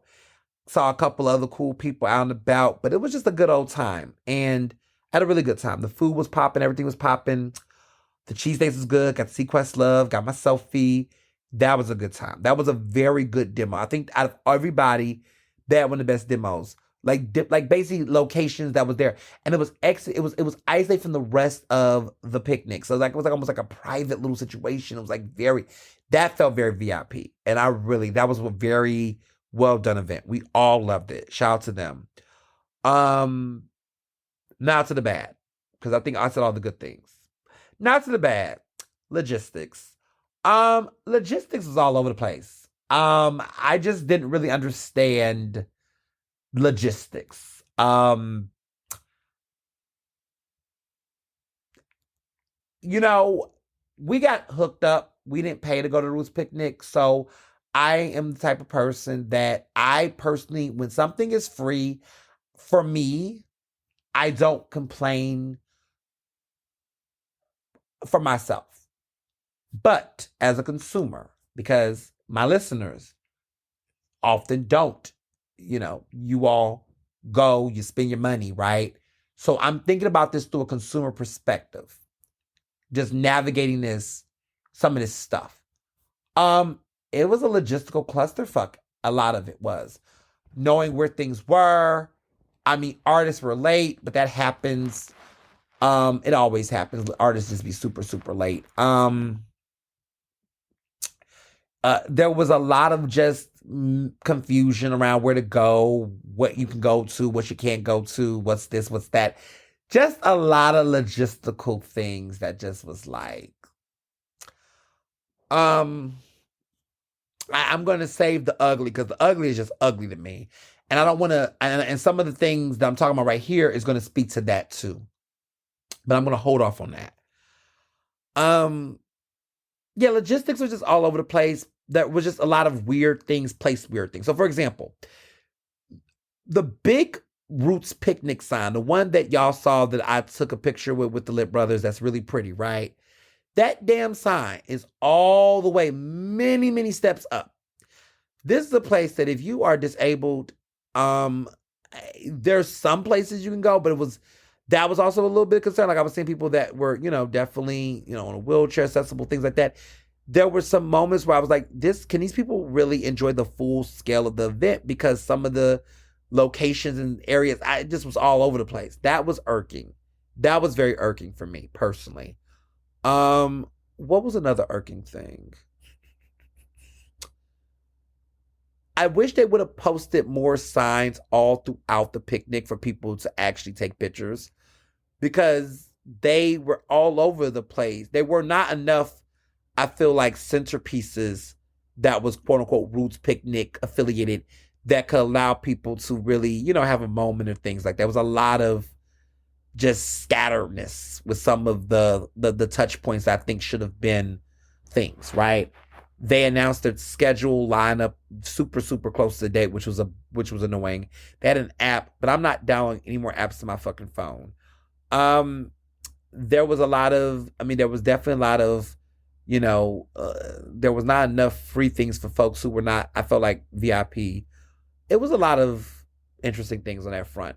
My other bummer for me was, I love Fantasia. Fantasia sung really well, but I was shocked by how short Fantasia's runtime was on that stage.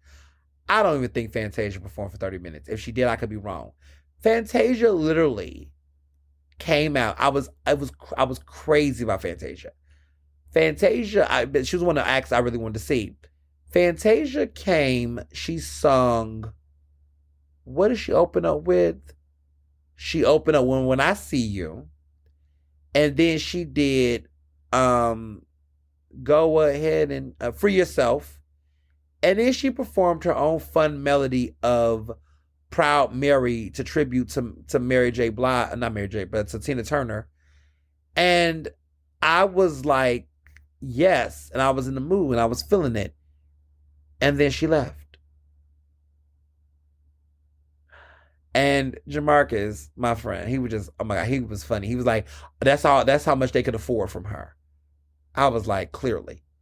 But I was like, a check is a check, and she clearly made some good money.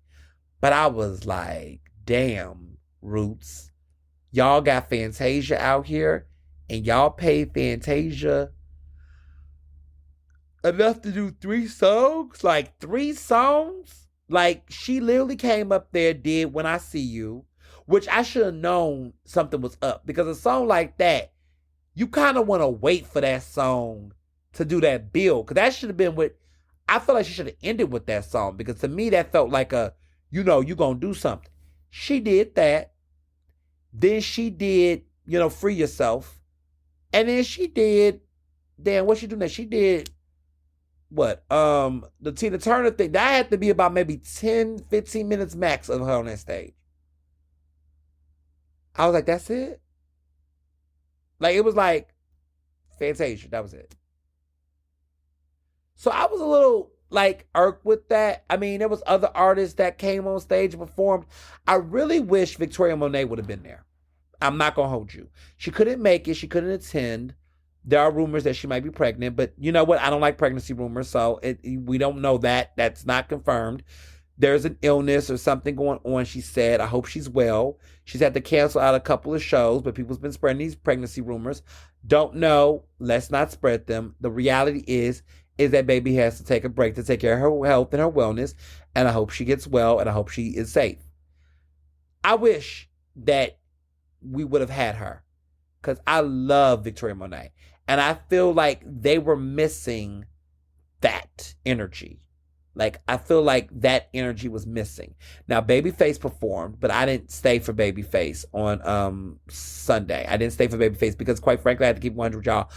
I had to get home because it was out the rain.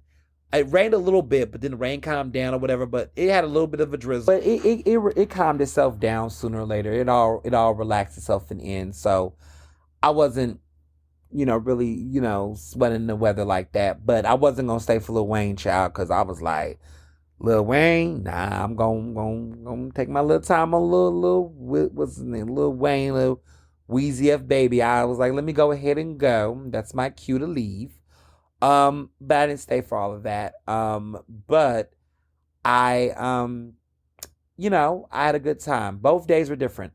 I feel like the first day was definitely more energetic, of course, because all the sponsors, everybody was out. First day looks was cute. Everything was bad, bitch. Everything was giving energy. I was definitely showing up and showing out with my first day fit. My second day fit was cute too, but I just wanted to have fun. I just want to have a look, and I wanted to feel the vibe. Yeah. Jill Scott, I didn't stay for Jill Scott, that night, the night before, because that just was, she was a little lot late, but it was super, she performed long too. It was just a super long night. I was just like, yeah, Jilly from Philly, people enjoyed her. I left like right before her set, because she was running late, and I was like, maybe I gave her a song or two and then dip. But she just came. It was just, I was like, I need to hurry up and go. It's too late. People out here, it got really, really dark. I was like, let me go home. So we all had left that the first day. Second day we left like right around Babyface, because Babyface came a little late. And then we just didn't want to be out too late, because it was a Sunday. And of course, who's going to record this podcast that you get the pleasure of listening to first thing on this lovely, lovely Monday? But now to the ugly. Here's the ugly. And it's the paradox for me. This is complicated. What I'm about to say to you all is going to be very weird. It's almost like a paradox or a complication, because one part of me is saying this and another thing is saying another. So there's certain stuff that I say this with a certain type of mindset where, I gotta prioritize, right? So I'm thinking, how do I go about this? So I'm going to say this, and it's going to seem oxymoronic, if that's where I'm going with this. Or contradictory. That's the word I'm thinking. This is going to be a contradiction, but I'm going to say it.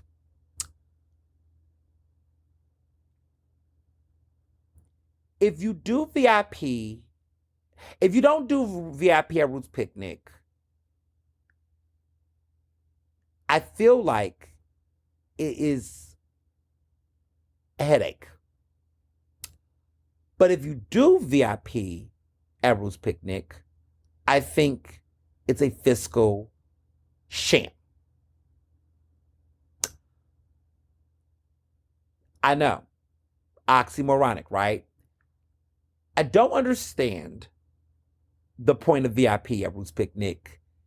I understand it, but I don't understand it. I don't know. Maybe because I don't do festivals, so I don't go to enough festivals and picnics and shit like that to understand the way VIP works. But it might have been, and I need to put a disclaimer here, because my VIP experience, because of who I am and because of who the Lip Brothers are, was a very different experience, because we knew people, we have connections, so things was elevated for us a little bit even more based on who we were. But I'm taking myself out of this to explain the situation for people who was not, and what I observed, and even some of the stuff I experienced when I was not in certain circumstances. I feel like the VIP situation at the Roots Picnic is a sham. It's an absolute sham. It is very expensive, and I don't think the cost replicates, justifies, or makes sense for the situation. It is the most interesting situation because it's super, I don't understand it. I don't understand the whole VIP situation at the Roots Picnic. I, of course, went on the website. I looked up what these things meant, what these prices meant. But even looking at the prices, I can tell you that this shit was just, it just was felt like bullshit. Like, it just was like, this just feels like a grab. And it just feels like a weird money grab, a lot of just weirdness. So let's explain the money grab of this all. First of all, they had single day tickets were $150 for a day. So if you said, look, I just only want to see, I don't want to come today to see Jill Scott. I don't want to see nobody else. I just want to see Jill Scott. And I want to see Sexy Red on that day. That's $150 for the all day thing. Okay, $150. Now, if you do 2 day, which is both days, you want to see Lil Wayne and so, then the cost is $275. But then they had this thing called, which I didn't even understand what the hell this was. I was like, what is this? Because I never heard this before. But they had this thing called, what was it called? It was GA Plus, which I was like, what the fuck is GA Plus? So GA Plus was this special like ticket that people would get, that was like, you get access to better places to pee. You get a great special line. Like, you don't have to go through the regular general admissions line that was long as hell, took 45 minutes to get through. But you could go through an express line to get in faster. And you had better porta potties. That was what they sold. I don't know how much GA Plus costed.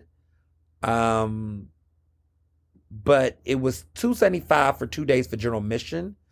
But GA Plus was a certain type of ticket, which I don't understand what that was. But let's get to the VIP situation. So when you can tell a money grab is when they create multiple levels for multiple levels. So there was single day general admission, 2 day general admission. Then there was general admission plus, which was this random thing, which was weird. Then the VIP tickets. There was silver VIP and there was gold VIP. So silver VIP was $1,000. Basically, you get to skip the line with a dedicated VIP entry lane. You get pit access to the main stage. You get pit access to the pavilion stage. You get access to the dedicated silver VIP lounge that includes furniture and limited seating on a first-come, first-come basis.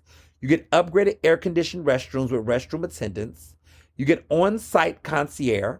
You get VIP paid bars, which is available for initial purchase. So you have to pay, but you get these bars. You get access to premium seats at the man pavilion stage, and you get a commemorative merch gift exclusive to silver VIP members. So that's that.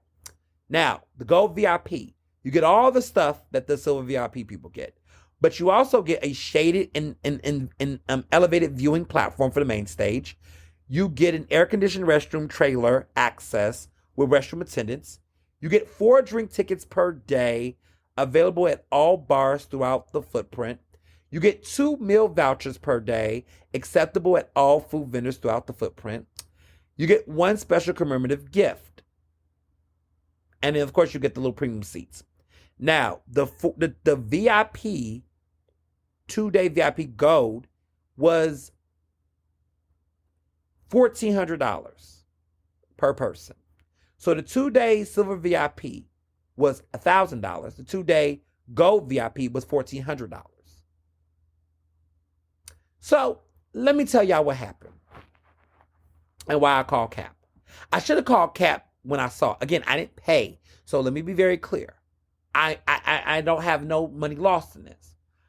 But I want to tell you what that experience really felt like for people who did not. First of all, on the first fucking day, the lines were long on both sides. I felt like the VIP in general, the VIP was longer because for whatever reason, all the people, they put all the VIPs, silver VIP, gold VIP, GA plus, whatever the fuck, all these people were put through that little entry level. So it was a long ass wait. It took us, I think it took us like about 45 minutes to get through the first day. Now the second day was Sunday. Things are more chill. Now general admission on Sunday was crazy, but VIP was less crazy. I have a theory on why to begin with. I'm going to tell you why this is a sham. So we got there or whatever like that. To be real with you, there was a lot of VIP and VIP. We're going to talk about that. We'll talk about that because I'm going to call myself out because, you know, I'm going to always hold myself accountable. There was a lot of people in these VIP situations, which meant that seating wasn't reseating. First of all, where they had us located at the picnic, there was not enough shade. There wasn't that much seating. The VIP Gold had their little tinted elevated space. There was only people that had full covering throughout the whole thing. And drinks were drinks or whatever. General, you know, we had the little bars. To be honest with you, the gift, by the way, was a Roots Picnic bandana. Anywho, so I don't know, you know, what it was giving, you know. I don't really know what was happening here, right? I'm trying to make this make sense. The VIP area there was space, right? You got to get away from a lot of crowds. You could breathe a little bit. You was able to sit down with some furniture. We could find a seat. There was free water. I do remember there was like a little water station. There was a little station that had sunscreen, and you could get some sunscreen, some wet wipes and things. That was cute. Couple of mints. That was a little cute little station. That was about it. The VIP Gold, there was they had some food vouchers. They had a private little vendor area where the lines were considered less long. We'll get to that in a minute. It just seemed like a lot of stuff was moving, multiple moving parts. I'll say that. I think for me, for that much money, I just don't think it's worth it. I just was like, once I got to VIP, I was like, like I didn't really find myself really there because it was kind of dead at times. And it was kind of like the same setup than everything else. Now, what I will say, though, is that it was like there was only a couple of food vendors that were there. And the food vendors that were there, okay, you didn't have the crazy lines. Because there were people, I will say, there were long lines, 30 minutes waiting to get a water ice. That shit was crazy. So VIP had vendors that you had to still spend money for, right? Or use your vouchers or whatever. But they didn't have that many vendors. It was like 2 vendors that were serving hot food. There was no water ice, no ice. It was no variety. The bar was the only thing that I thought was convenient because the other bars were going super. Some of those bars were like long lines because everybody was trying to get drinks. But the bar that we had was a little bit more efficient because it was giving VIP. It was real chill. There was some tenant area. Gold had tents, the whole tenant area the whole time. But most of it was sun and water and rain and drizzle and stuff. It was just kind of like they just really treated VIP really funky. It just felt like half-assed. It just was like people really spent hard-earned money, and I don't really feel like it was comparable to it. So if you spending $300, let's say it said VIP was like $750 or maybe $550, maybe, right? But I feel like the whole point of VIP is that to a certain extent, it's supposed to be exclusive enough. So I feel like they made a price that was high for the convenience, and whoever was going to pay it was going to pay it because they had it. But then at the same time, you're kind of like, but what's the point? You know? Um, yeah. What was also the big thing for me was that most of the people that was at VI and VIP, I don't think they paid. A lot of the folks that were in VIP, including myself, mind you, I was like, they weren't like actual folks that paid. And so there was an over index of people at certain like nighttime, the VIP area got a lot of people. I was like, well, I'm confused. Why is there so many people? Because I'm just like, did all these people buy tickets? And all those people did not buy tickets. There was so many people who got hookups that it was almost like, okay, is that why they didn't give a fuck about VIP enough to really give it? Like, I don't know who really paid. There clearly was people who did pay, but it was a lot of people there. I was like, that person worked for the city. That person works for the state. That person's in government. That person is a producer. Like, it was a lot of people there. I was like, these people didn't pay. Were they very important people? I guess. But it was so many people who had VIP access to a certain extent that there was elements of it that didn't feel VIP, but also I didn't really feel the difference. Because, like I said, I don't use the bathroom. I never used the bathroom the entire time I was there. I think I used it like one time, but I was in another part of the space. But like, I didn't use a porta potty or anything. But I didn't really feel like there was a massive difference. Like, I was kind of like, there was all this hype about the damn VIP situation, but it wasn't really like outside of the damn picnic. People saw our bracelets, people saw that, and everybody was like, oh, yo, yo, yo. But the actual VIP experience was just not really popping. Like, of all the VIP experiences I've had in my entire life, this was probably the worst VIP experience I ever had. I just was not impressed about the VIP of what they did. Now, let me be clear. My VIP experience, because of who the fuck I was, that was cool.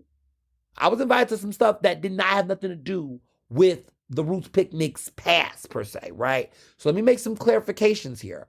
But just that experience was just kind of like, eh. But the weird part for me, and this is the part for me, like, so if I didn't have that experience or the closest to whatever that was, it felt basic for me, but for other folks, it felt like really elite. Whatever. I thought it was just general. Like, to me, it was like, you should have decent bathrooms. You should have water for people. They should have to pay for water at a fucking festival. Like, these are common, basic, essential things that this think should just be. And the fact that it wasn't just turned me off. Like, a person has to pay $1,000 to get access to, like, water bottles, like water. I mean, I guess there were water fountains, but that's like, come on. I just found a lot of stuff like that cringy. And that just kind of made me feel like, eh. You know what I'm saying? I was like, and it got to the point where I was going to places, stocking up on water bottles and going out and seeing some of my friends bumping into people and they were like, man, I'm thirsty and and just giving people water bottles. Because I just was like, the fuck? People shouldn't be out here passing out and being dehydrated. Like, that was a turnoff. That was just so, ugh. It was a lot of weirdness, logistical errors in the sense that, like, the bag issue. So the first time I came with my de-stress Telfar bag, my denim bag, which I love to death, as you all know. I came with that bag. That bag was cute. They told me that was, I couldn't come back the next day with that bag. Like, they were like, the bags have to be clear. Y'all do y'all fucking festivals so fucking late. You make announcements late. You tell the person, I didn't get turned down the first day. The second day, and I think it's because I was VIP. If I wasn't VIP, I think they was going to let me in. The second day, I came with my clear Telfar bag. So now I've come to the point that, like, if I go to any music festivals or concerts, the clear Telfar Feezy is going to be what's it. I'm going to always rock my clear Telfar bag because that's clearly the only bag I can go with because it's clear because, which is weird to me because, like, you could check the other bags, but I'm just gonna have the clear Telfar bag with me when I go out to music festivals and concerts from moving forward because it's a guarantee. It's a guarantee. You know what I'm saying? It's gonna be no problems. It's clear. It's the way that they design the bag. It works for most major concert venues. I'm just gonna start rocking that clear bag because for the life of me, they're not just bags, and they just not gonna. They're not. I get it, safety first, but logistically that was like a nightmare. But as far as like the other experience, the interesting thing is like people kept asking me like, "Oh, where's your husband? Where's Mr. Johnson?" Everybody was asking that like throughout the festival, and what I wanted to tell people was, some of y'all might remember this, but I think in 2019 he went with a friend. I think he did general admission, and he went, and there was a massive stampede. Like, I guess somebody was under there was a fear. I think how I heard it was that there was a fear. There was a narrative or something that people thought someone had a gun, and so people took off like wildfire, like a massive stampede. There was no gun. There was no incident of any sorts. There was something, but there was a narrative. Somebody, called out gun or something, and people got scared and people ran. It was dangerous. It was scary. It was a nightmare. I think you could probably find videos of it, but it was terrible. And he was caught up in that and was scared for his life. And it was just like the worst thing ever. And so he's like, I'm not going to Ruth's picnic. He's like, I'm not going. That's why Mr. Johnson was not there. Cause he's like, nah. 5 years later, and he's like, nah, he's not a fan of the Roots picnic because of that. So he would not go. But I was like, it's VIP. And he was like, logically, he's like, that's smart for you because that's the only, we know. And so in so many ways, I feel like to have a functional, experience that's comfortable for those. Maybe I'm just not a music festival. Maybe because the people had their mats, they had they laid on the floor, they had their towels and their food, their weed and things, and they enjoyed it. Maybe that's a thing. Like, have the mats out, lay on the ground on the grass. I wasn't doing that, but that's a thing for people. Like, they bring their beach chairs and their little mats and their things, and have to roll them up on the floor and lay in the sun and I guess that's a thing. I maybe that's just not me. I guess maybe that's what it is. I don't know. But people I guess that was the vibe. Maybe I was missing out on something. People was on the floor getting a life, watching the shows on the big screen on the mats. I mean, it was a vibe. I mean, even people do at the Man, apparently, like, people just get chairs and lawn chairs. I guess that's a thing. I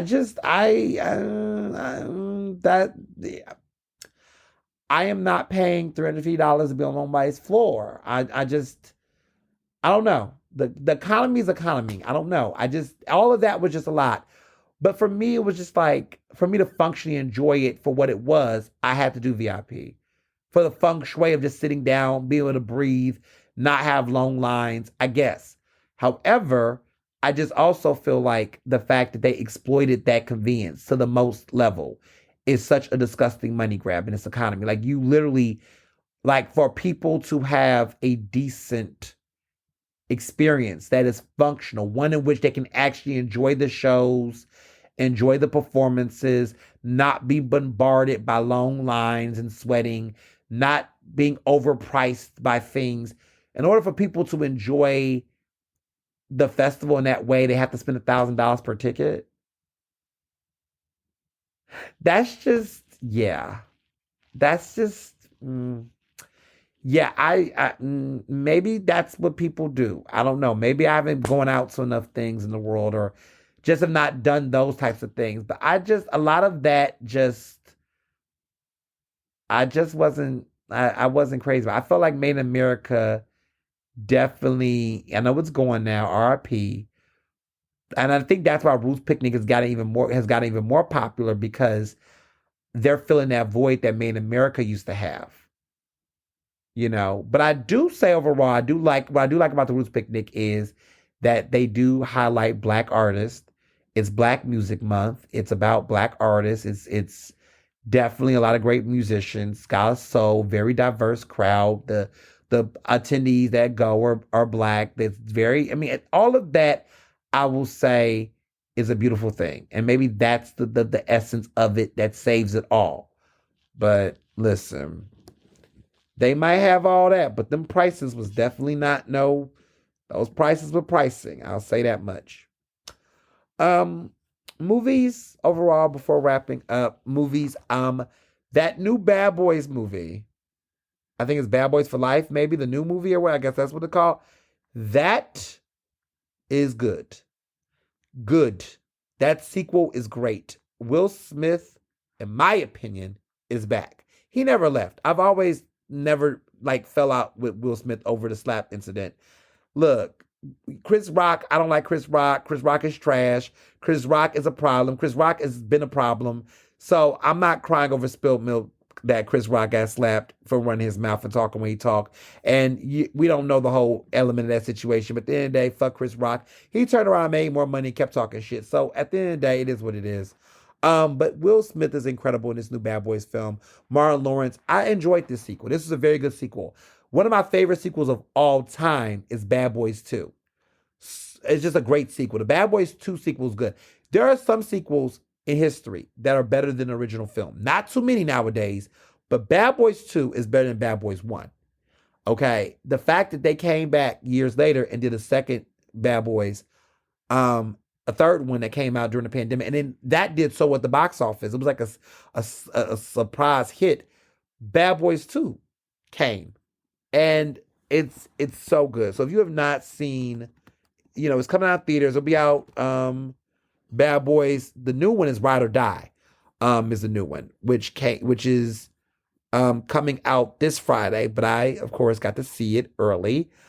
It's a very great film. I really, really liked it. I love the storyline. It's just fun. And I want to tell who's in the film? There's some interesting cameos and actors in the film making some interesting comebacks. Don't know if I can say it yet, but go see it. But there's some interesting cameos, some fun faces in this film. Really good, just a good film. Will Smith is back on his box office grind. There was somebody who talked about how Will Smith has more box office films that surpassed over $100 million. Like 18 films of his that made over $100 million or more at the box office. Like, Will Smith, man, that's a movie star. That's a movie star. Like, they don't make movie stars like they used to. Like, Tom Cruise, movie star. Those are movie stars. I know people will say, they say Tom Cruise got his issues, but that's a movie star. Leonardo DiCaprio, movie star. Natalie Portman, movie star. Julia Roberts, movie star. Halle Berry, when she was out, movie star. John Travolta, like, those are movie stars. We don't really, I don't know, this era just don't make movie stars. We don't really have movie stars anymore. Have anybody noticed that? Like, it's like, there was a time where actors could win Oscars and have box office hits. They could be nominated for Oscars and also have box office gold. They were so good at being an actor. Like Tom Hanks, Denzel Washington, those are movie stars. We don't have movie stars like that anymore. I mean, they don't. They say Timothy Chalamet, maybe, but he got to have a couple of more movies on his belt. I need to see a little bit more from him. Jennifer Lawrence, she had a moment. Jennifer Lawrence had a moment. She had a moment. But we don't see the movie stars anymore. So they just, Will Smith is a movie star. Martin Lawrence is great in the film. It's summer box office right there. It's giving summer blockbuster energy. Music, look, there's this song I've been playing. Y'all been asking me what's this song.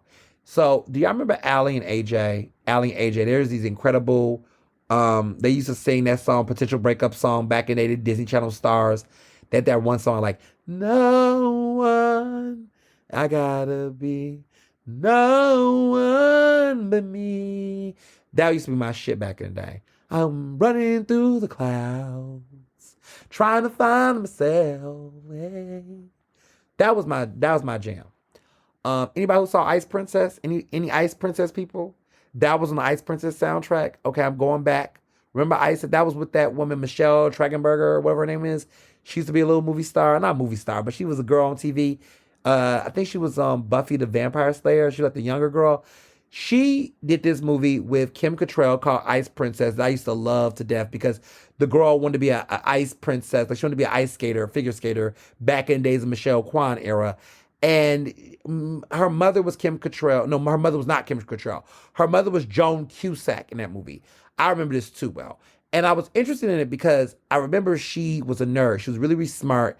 And she got accepted to Harvard. And it was like this whole thing. I was really into Ivy League schools. And I was like, she was trying to decide whether she wanted to be a figure skater because that was her real passion.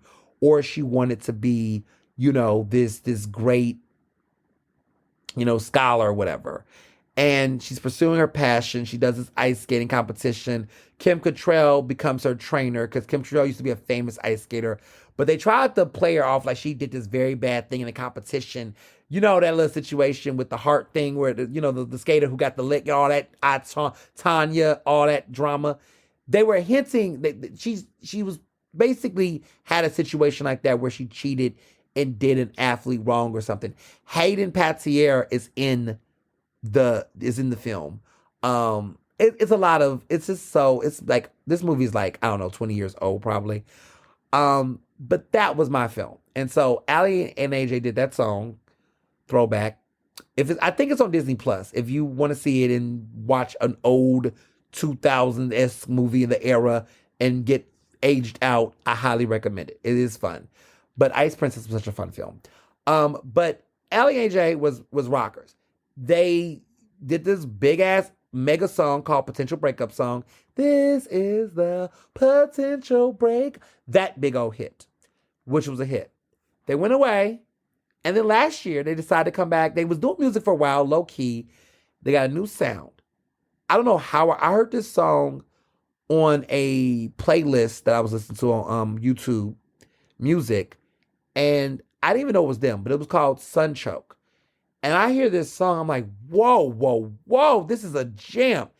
I'm addicted to this song. I can't stop listening to it, y'all. I listen to it every day. Rotation. I just love this song. And it goes, I feel the heat. I feel the heat. I'm so mad at myself. I can choke the sun. I think I feel the rush. It's my shit. I just love this song. The lyrics are just, it just sounds like summer. It feels like summer. It feels like my summer. I'm getting my life. So Sunchoke by Ali and AJ. If you've not heard this song, it came out last year. It's off their album. They had an album that dropped last year. It also sounds pretty good. I'm like, why didn't anyone tell me? Why was this on the Billboard charts? Like, this song is a hit. So I'm just been playing it. I don't care. That's how it is with music. It don't gotta be your favorite song. It don't gotta be a hit. I'm gonna make it pop. That's how I am with music. Music is so all over the place nowadays that it's just like, I just like something. People have been like, seeing me play the song, they're like, well, where did you get it from? Listen, I just heard the song. I like it. And hopefully more people hear it and like it and just start, streaming it. And maybe we can make it a hit. I don't know. But it's called Sunchoke. And it's a mood. And I've been playing it. And I just been vibing to it. And it's just so good. Oh, no. It's I'm on the run. I'm on the run. I'm so mad at myself. I can choke the sun. I feel the heat. I feel the heat. And it's coming over the soles of my feet. I love that song. I'm sorry. It's a jam. It's a jam. I'm not doing the song any justice vocally, but I really like this song. Another song I like, and I know this is a moment. So, y'all know I don't really like the Tortured Poet Society, whatever that Taylor Swift album is, this new one. That being said, there is one song out of all those 32 songs that I've been playing consistently. Don't know why, but I just really like it. It's messy, it's seductive, it's sexy, it's sleazy. It's just a song. It's called Guilty as Sin. What if he's written mine on my upper thigh, only in my mind? I love that song. It's called Guilty as Sin. It's off the new album. That song is double platinum in my household. I don't think she's gonna ever drop as a single, but it's so good. It's it's a vibe. I don't know why I like that song. It just seems to be all the elements of Taylor Swift that I like. It's the only song I have played consistently. The rest of the songs off the album I really don't play. Fortnite is whatever. If it's on the radio, it's whatever. I don't like any other. I mean, all the other songs. Some songs are fine. I just don't have anything that makes me replay. Now, you all know when Midnight's came out, I played Karma. I played a couple of songs. I liked Antihero a lot. I liked Karma. I liked Maroon. There was other songs off that album that I kind of had to play with, right? But this album doesn't get that much play. Like the album as a whole does not get that much play. But that song alone though is enough streams that I gave some of her albums because the song is just so good to me. I really like the song. Great songwriting. A song I don't like and a person I don't like, and I don't know, I don't want to talk about this person again. Eminem. I don't know why he did Houdini. First of all, Dua Lipa's Houdini is better than that shit. Now, Dua Lipa, I've been rocking that album. I really do like this new album by her. I know a lot of people say all kind of things. They, this can make comparisons. But Dua, I like a radical optimism. I like that energy. I like radical optimism personally. I know a lot of people have their mixed thoughts, but I enjoy it. It's a nice little summer album. But this Houdini song by Eminem that just came out, he makes a shot, makes a jab at Meg and her incident. Like, first of all, Eminem, it is 2024. We have no more time for answers. You got away with a lot of bullshit when you was out here, Can Eminem rap? Yes, Eminem can rap. What does Eminem rap about? Trash. I'm just like, go retire. Go away. Why are you coming back to music anyway? And you're coming back with this shit? Go away. No one asked for this. Nobody wants an Eminem album. Eminem is an artist that is really an artist of that moment. You had to be alive to know what it was about. He made a cute little comeback in the early 2010s, but nobody wants Eminem anymore. I don't want any Eminem music. I don't care for his music. I mean, he was a moment in time, in an era, but that era is over. That white rapper era is over. We've got enough white rappers. We got enough of that shit, like the homophobia, the misogyny, like a lot of people, like it's just no, we're not here. That was a moment. It's gone. Like, I mean, music wise, I mean, the sexism, misogyny is still in music, sadly, but like the way that era of an artist, like that's an artist where I do believe, and you know what's so funny? Like I just had this conversation with a friend about this. Like, there's artists that were hot when they were around, but they were artists of that moment and they were great for them. Like, I feel like that about Sexy Red. Like, I feel like Sexy Red is an artist of this moment. In 20 years, I don't think we'll be talking about her. Like, there's artists like Pink that is still around. Like, Pink is still relevant. Fantasia, 20-something years later, Fantasia is still around, right? Jill Scott is still around. Like, John Legend is still around. Alicia Keys is still around. Like, there's certain artists that they're around. They're still around. They've had longevity. They've had a career because they've been able to evolve with the times and be able to adapt and to do things.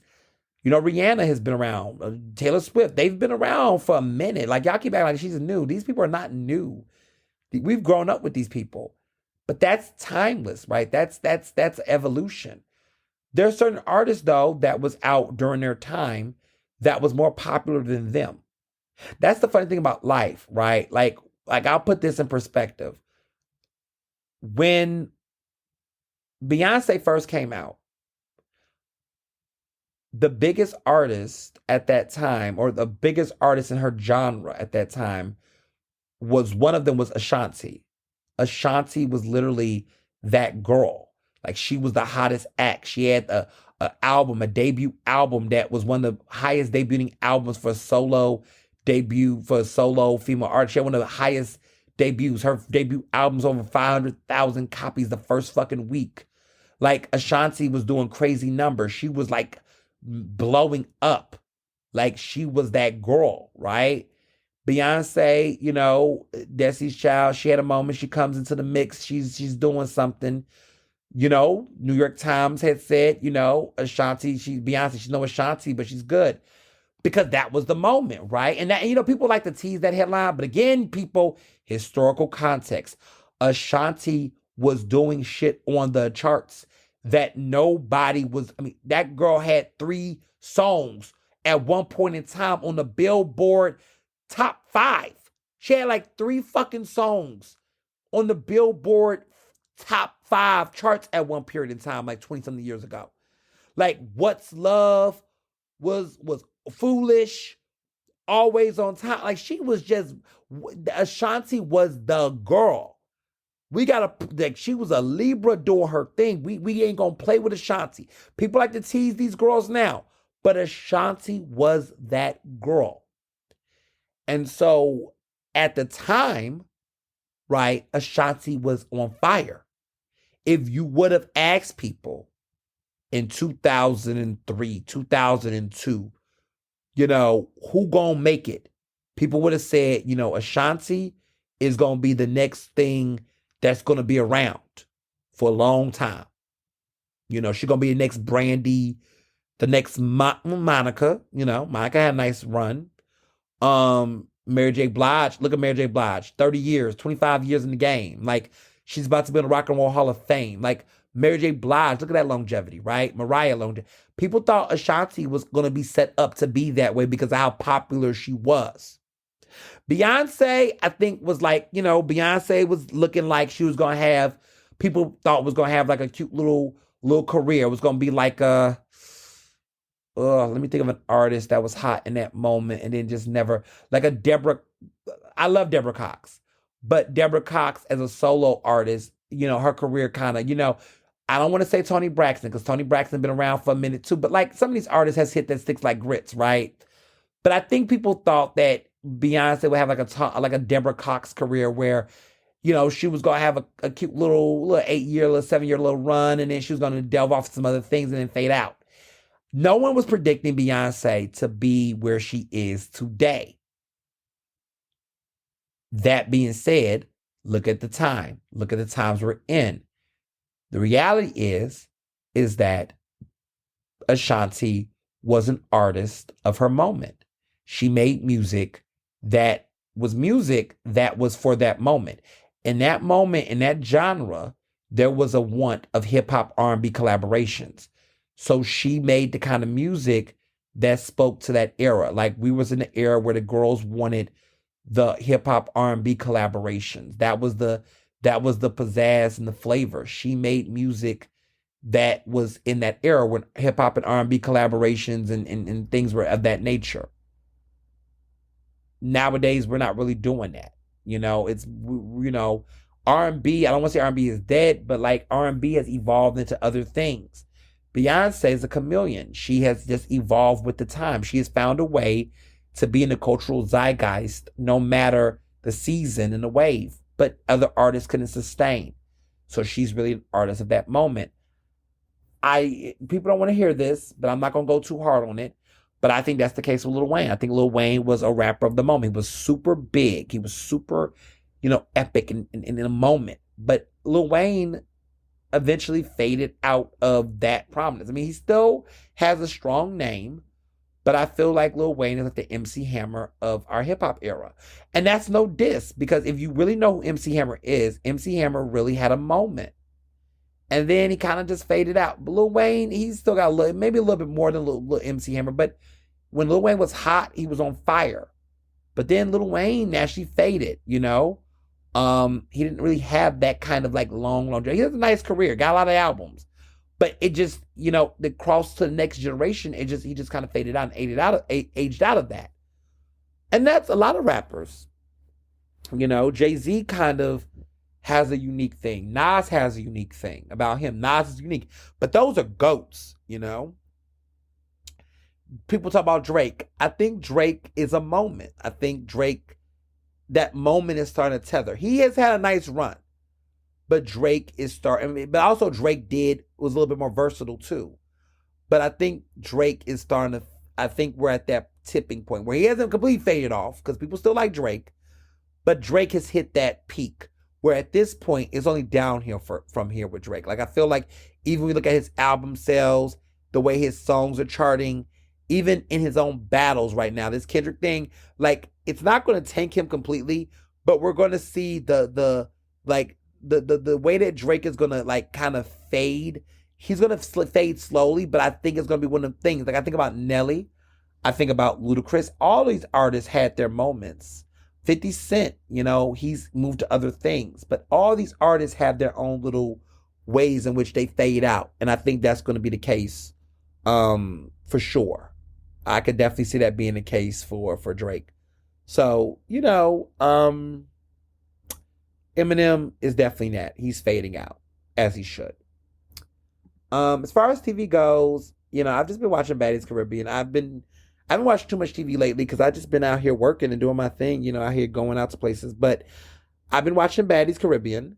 It is very good. If you really like ratchet reality TV and you're into that right now, Baddies Caribbean is what to watch. Now, I heard next weekend, Power, the season finale of Power Book 2 Ghost, that is my favorite Power, right? The one that's focused on, it's been a while. I've been waiting for Book 2, but Ghost Book 2, the season finale with Method Man, we're going to figure out what's going on with the person everybody love to hate. Everybody love to hate Tariq, but Tariq is back. This the final season of this show.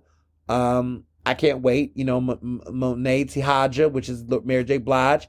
They love to tease her acting, but I live for her character. I'm just waiting to see everybody. The show is coming back next week, on Stars, so make sure y'all are tuned in to watch it. I just really love this Power. I'm gonna miss it, but I can't wait for it to come because I'm really ready to go back into a show that I love and I watch. I don't have too many shows nowadays I really follow aggressively outside of reality TV. So I'm really excited about this. And then lastly, before wrapping up, you all heard the news about Powerhouse. Summer House Martha's Vineyard. Summer House Martha's Vineyard is on pause, which is a bummer because, I really love that show. They just had a reunion and everything.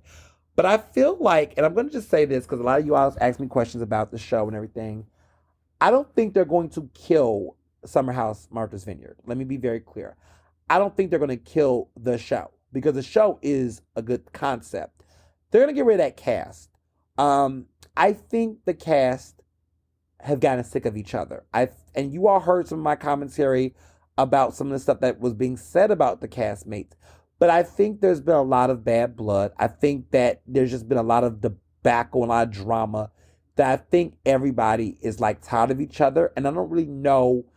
I thought about it the other day. I was like, season 1, season 2, watching both of them. And I don't want to tell too much. One of my good friends is to catch up, Dr. Parks and Joe. Y'all need to finish the show so we can talk about the series together. Because there's some tea that I know that is not on the show that we can all kiki about later. But anyway, that show, I feel like, they got to a point where I don't think any of them really like each other. A couple of them like each other individually, but I think they don't like each other.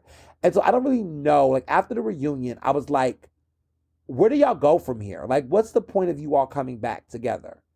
Because I just feel like the way they're on the vineyard, like my husband said the other day, he was just saying, we was watching it with Dr. Parks and Joe, but we were just like, we was watching it, we just like, he was like, I don't get the point. Like, they're in Martha's Vineyard, which is this like lovely place and everything, but why does everyone feel like they're just over it? Like, no one's really having like a good time. Like, I went to the vineyard last year, I'm going again this year, but it's a really very happy place. Like, the vineyard is I enjoyed the vineyard. Like, it's a nice escape. It's a very positive, black, beautiful time in August. It's a good time. I had a very good time. I wasn't upset or anything, really. I really had a good time. And so I'm just kind of like, they're on this very beautiful island and everyone's so annoyed with each other. Everyone's so awkward. Everything's so tense. And I was like, this is just, I don't know. And so I just wish they would have more fun. I wish this crew would like each other. I wish that, yes, I get drama, right? I don't necessarily need people fighting and doing all that. But I just also felt like some of the drama, quote unquote, lingered a little too long. A lot of it just seemed like a drag or a stretch on shit. Stuff was just blown out of proportion. I don't want to get into all the details. about because I don't want to tell the show for people that want to watch it. I do recommend people watch it, but I just feel like some of the incidents that were brought up, I felt like were blown out of proportion. I think people over embellished certain things. I think people just made stuff more than what it needed to be. Well, I will say about the guys on the show, the majority of them, they're not jerks. They're really decent mannered men, to be honest. Every, dudes can be flirty or whatever. But I feel like everybody was just, for a cast, for the way in which people were walking out that show and just getting angry and aggressive. I'm like, what? So I do think what's going to happen is they're going to get rid of that cast. They're going to get a brand new cast. They're going to do a reset. And they're going to bring a new cast. They're gonna really, really get intentional about how they cast this show. And they're going to bring it back. And it's going to be a very different cast, new energy, but the same kind of premise and concept. I think that's what they need. I think they need a recast. Because I think some of the dudes on the show, not going to name names, are boring. Some of the girls, no, you know what? The guys were okay. Some of the guys. But some of the girls on the show were kind of boring. Some of the girls on the show just were, I feel like what it was, there was some of them had similar personalities. Like so many people had similar personalities that it kind of felt like I didn't really understand why we need this person. Like, why was this person on the show? I don't know. They just kind of lingered. Why is this person here? Can we unpack the real conflict here? Why are we wasting our time arguing about dumb shit like laundry and dog? Like, I just felt like some stuff just got stretched. So, yeah. I mean, my friend Preston is, my frat brother. He's like literally gonna be fine. Like, he is not a reality show TV. He's not chasing, like he did a show, he did 2 seasons, he had a good time, but he's gonna go back to his clients. He's got a firm, he's doing great work, he's doing consulting. He's gonna go back to making the bag and living his best life. He's got a marriage, he's got stuff coming, he's got a wedding coming up, he's living his best life. Some of them people on there, I feel like the reality show-ness of it all got to their heads. I feel like some of them definitely, this was, they're trying to be, this is their, boost. And yeah, so, yeah. This week, this March, this month, this June is about to be super lit. Before you ask, no, I'm not going to Odun Day this month. If I end up going to Odun Day, it was because somebody dragged me out or something crazy, but I don't have any intention of going. I might be going to the Greek picnic next week in Philly, not the Atlanta one. I might be going to that. So if you're Greek and you're going to be at the picnic, holla. You might catch me outside with the bros. But it's going to be an interesting June nonetheless. So, I'm just going to be soaking in the sun, sun choke, as my good girls, Allie and AJ say. But, I'm just excited for this summer. I'm excited about June. I'm excited about Pride Month. I'm excited about it all. And as always, be well and be best. Ernestly Speaking is recorded in Philadelphia, Pennsylvania, and can be found on Apple Podcasts, Google Podcasts. To stay up to date with the latest on the show, follow me on Facebook, Twitter, and Instagram at Mr. Ernest Owens. Use the hashtag Ernestly Speaking to tell me what you thought about this episode, and check out my website at ernestowens.com.